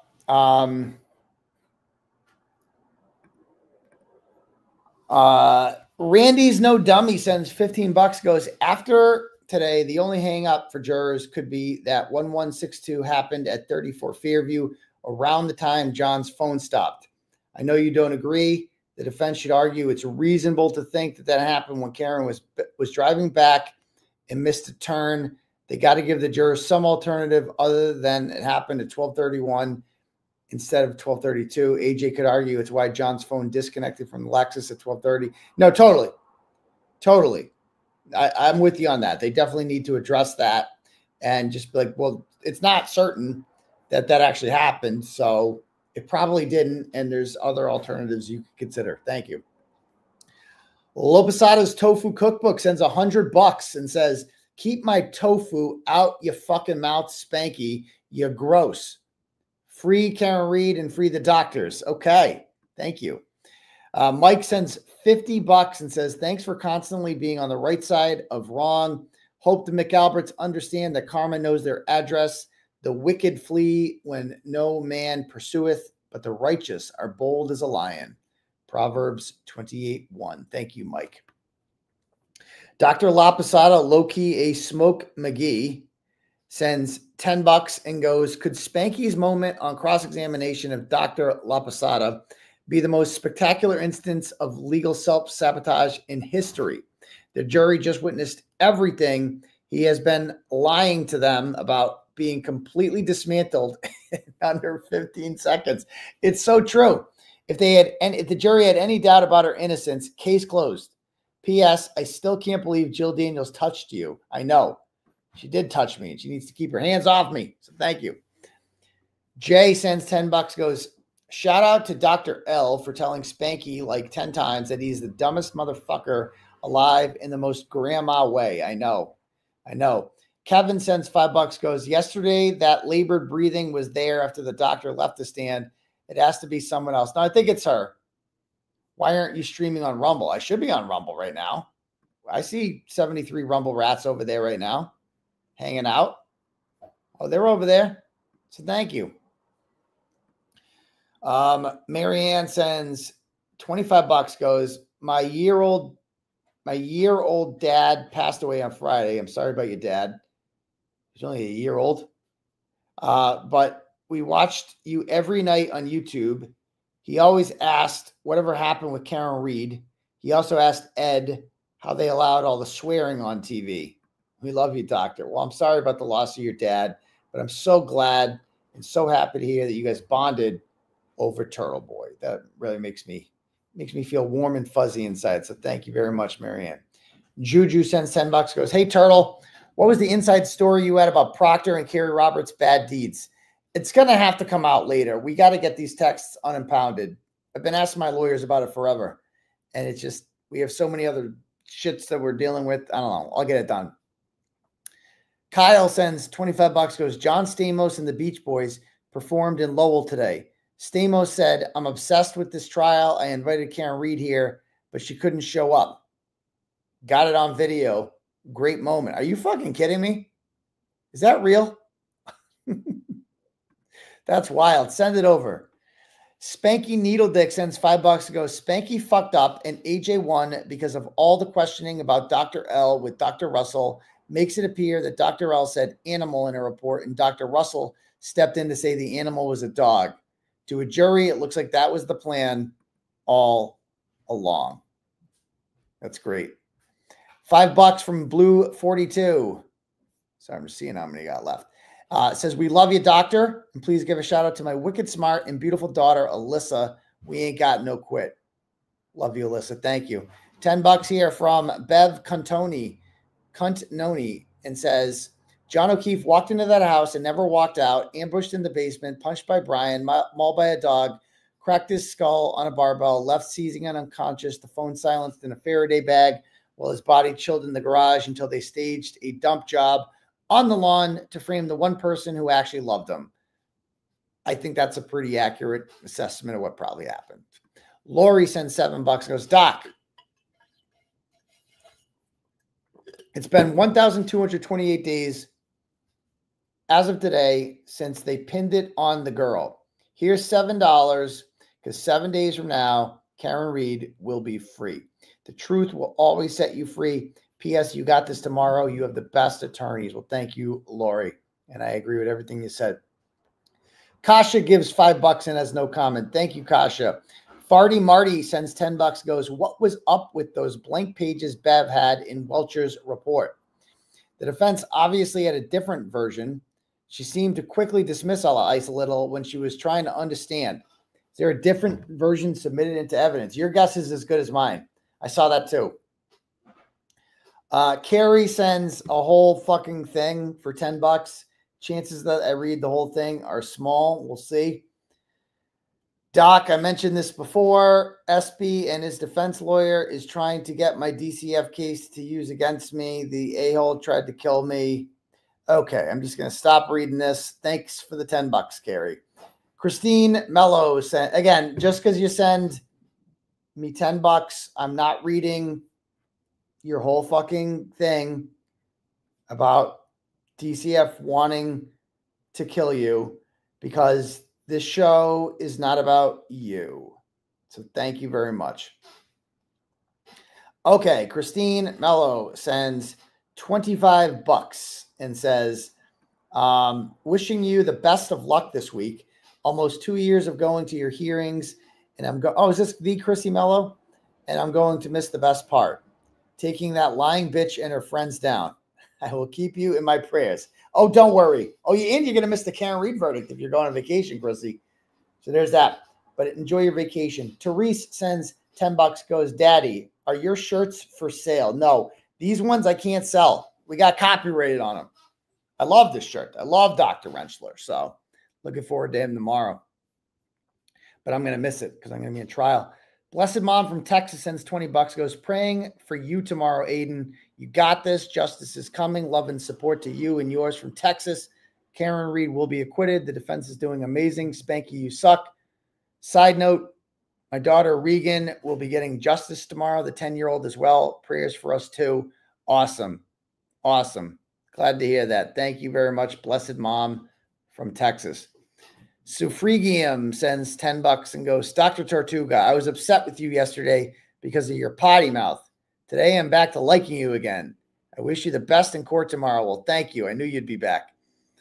The duck walked up to the lemonade stand, sends $5 and goes, and he said to Brennan at the lemonade stand, he said, hey, you got your grapes left. Okay. Bruni Saint sends $10 and goes, I will never get tired of hearing Doc L owning Spanky. You and I both. Bruni Saint sends $10. Or you already read that one. Okay. Emmy sends $10, goes, I knew Dr. Loposata was a killer when I watched her cross during trial that Jen McCabe's attorney did, the Reddington. She was his witness. I initially worried knowing she was an upcoming witness for KR until I saw her mangle the prosecution, and then I was excited. She did not disappoint. Folks can watch that other cross on Melanie Little's if curious. Tom sends $25, goes, Turtleboy, is there going to be a verdict watch tomorrow at the courthouse? Verdict watch party at the courthouse next week. Coming up from North Carolina. Yeah, oh, absolutely. We will, the crowd will be out there, baby. We'll be out there ready for a fucking verdict, watching this Karen Reed's car. It's going to be fucking dope. Get your ass to Dedham. Now's the time. Let the migration begin. Thank you. Let me refresh this. Okay.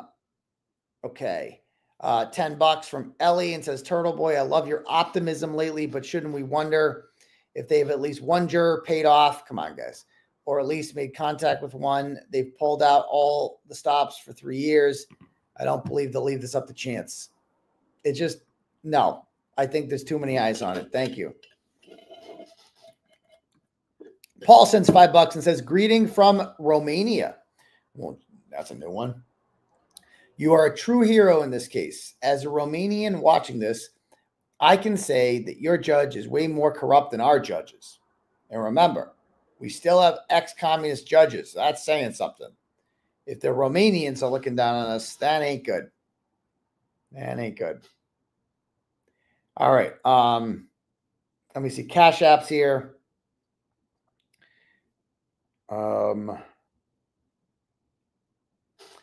Alma sends $20 and goes, because of you, the whole world is watching. Well, I appreciate that sentiment, but I'm just happy to, you know, it's the greatest thing I ever did was start this whole free Karen Reed movement. It's the most important. It's going to be my legacy. So couldn't be prouder of it. Thank you. Christina sends $5, goes, Dr. Loposata was by far the most qualified, in my opinion. Of course she was. Karen sends $5, goes, Google Maps wooden pallet at the base of flagpole. Okay, thanks. Kyle sends $5, goes, turtle chat loading forever. Hope it went through. Got it. Got it, Kyle. Candy sends $5, goes, hey, Turtle, good luck tomorrow. Free Karen Reed. Appreciate that. And free Turtleboy. Joanne sends $10, goes, Hank Brennan and Doctor, there is history there. Hank Brennan was afraid. Yes, Hank Brennan has hired her before. And it just, he might have to hire her again. I mean, imagine being his client. And it's like, okay, so we need the best medical examiner possible to help you get out of this jam. Oh, Dr. Loposata, I can't call her. I burned that bridge. Like, he fucked over his private practice. He's done after this. He's done. Good job, Spanky. Okay.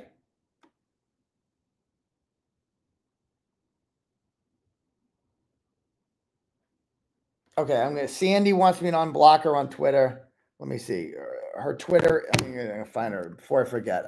She sent me another Cash App to unblock her. I'm just going to find her real quick and unblock. I'm going to show you one video before we call it a night.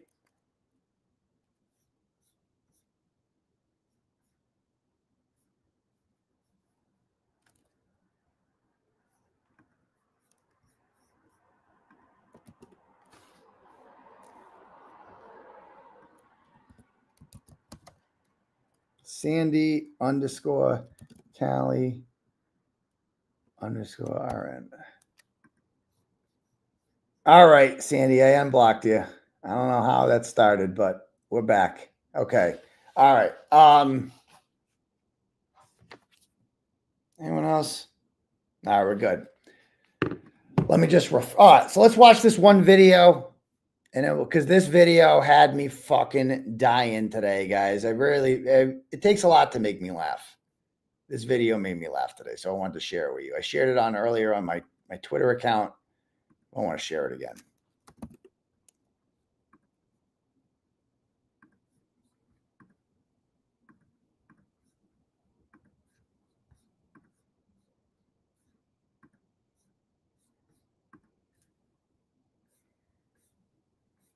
Here it is. This guy.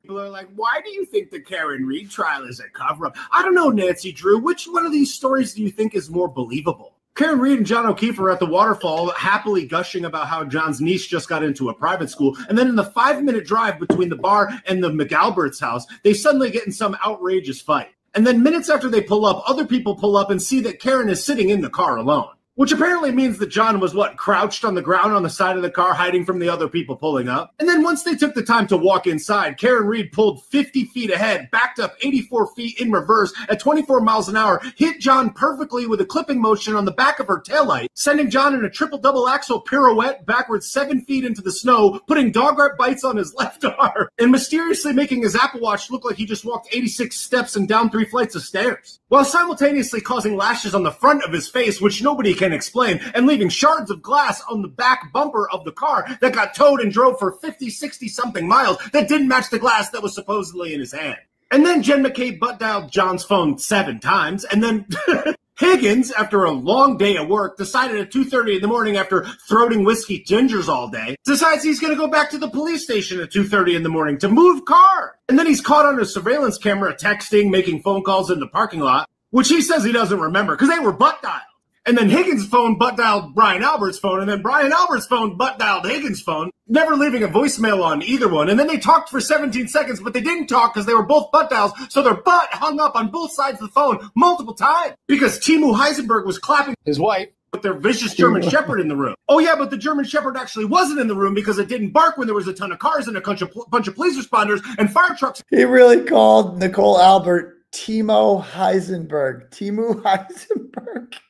Okay, and whatnot out on the street, and everybody screaming, including Karen, all caught on video. But they didn't wake up and they didn't hear it, and the dog didn't bark. And then Jen McCabe went into the house to wake them up and went into their room, just burst into the room of a 30-year police detective. Nothing scary there at all. And she didn't see the dog because the dog wasn't in the room, and also it didn't bark. But the dog sleeps in the room every night, and sometimes in the closet. Oh yeah, and then the trained first responder and 30-year police detective, while his friend supposedly was dead or dying out on his lawn, just decides to not come outside or anything. Then they sell their family home that's been in the family for generations, and then they mysteriously get rid of the dog. And then the day before their phones get subpoenaed, Brian Albert throws his in the trash, and then Higgins takes his to a military base and throws one in one garbage can and another broken SIM card that he destroyed in a dumpster. You know, because he's innocent. And then at 2 o'clock in the morning, Jen McCabe goes to her house and gets on her phone and watches It's Raining Men on YouTube and doesn't search Hasslong to die in the cold because some nerd said that it happened 4 hours later for no reason. Because I don't know about you, because when my friend is dead or dying in the lawn and there's first responders tending to him, I just pull up a quick Google search to see how long it would be before he died in the cold, even though he's right in front of me. So if you're paying for your cell phone minutes by the call, you better not go to Canton, because you'll just have all your friends butt dial each other 30 times in one night. Oh yeah, and did I forget to mention that when John got hit by the car, supposedly, his phone landed underneath his body, and they brought a guy to testify that that was the case, and they said, how did that happen? He goes, just because it did. Okay. Or he went in the house. Which is more believable. Oh, that's fucking brilliant. It's just perfect. That's the funniest shit I've seen. Or what's his handle? His handle is at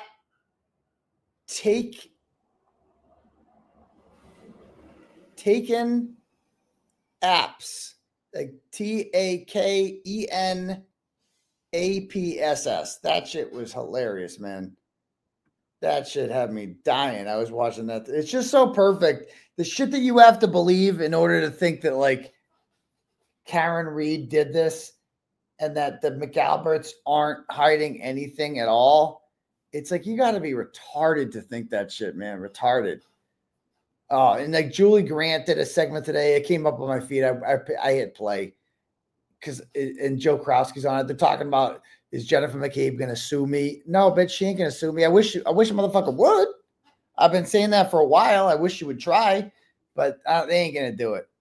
She's been exonerated because they're not calling Rich Green. No, they just don't give a fuck anymore. They're just not interested in convicting Jennifer McCabe. They're more interested in just ending this shit for Karen Reed because Bill Reed is tired of this shit and he's sick of the 4 a.m. Janet Reed tells me she wakes up at 4 a.m. to go to this because she likes to eat her breakfast first and have her coffee and take a shower and do all this stuff. And I mean, she looks great for 70-something years old, you know, but they're sick of it. This is not the life that two people in their 70s should be living. It's too much. Too much. It needs to end. So, all right, let me just read 2 more turtle chats here, then we're ending this. Mia sends $77. Thank you. And says, thank you, Dr. Turtleboy, for all you do. 777 show, amazing. Oh, is this show 777? I didn't even know that. There we go. And $10 here from OBOK and says, how do you think the McAlberts are spending their evening after getting their stories hole-gapped all day? I don't think the McAlberts give a shit. I don't think they care if Karen Reed's convicted. They probably sleep better at night if she's not.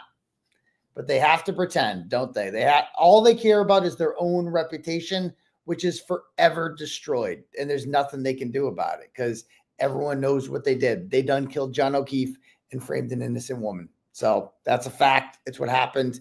Everyone knows it. And in a week, this whole thing's going to be over, baby. And then we're going to party. And then we're going to have the victory tour and the books and the documentary and the movie. It's going to be fucking dope.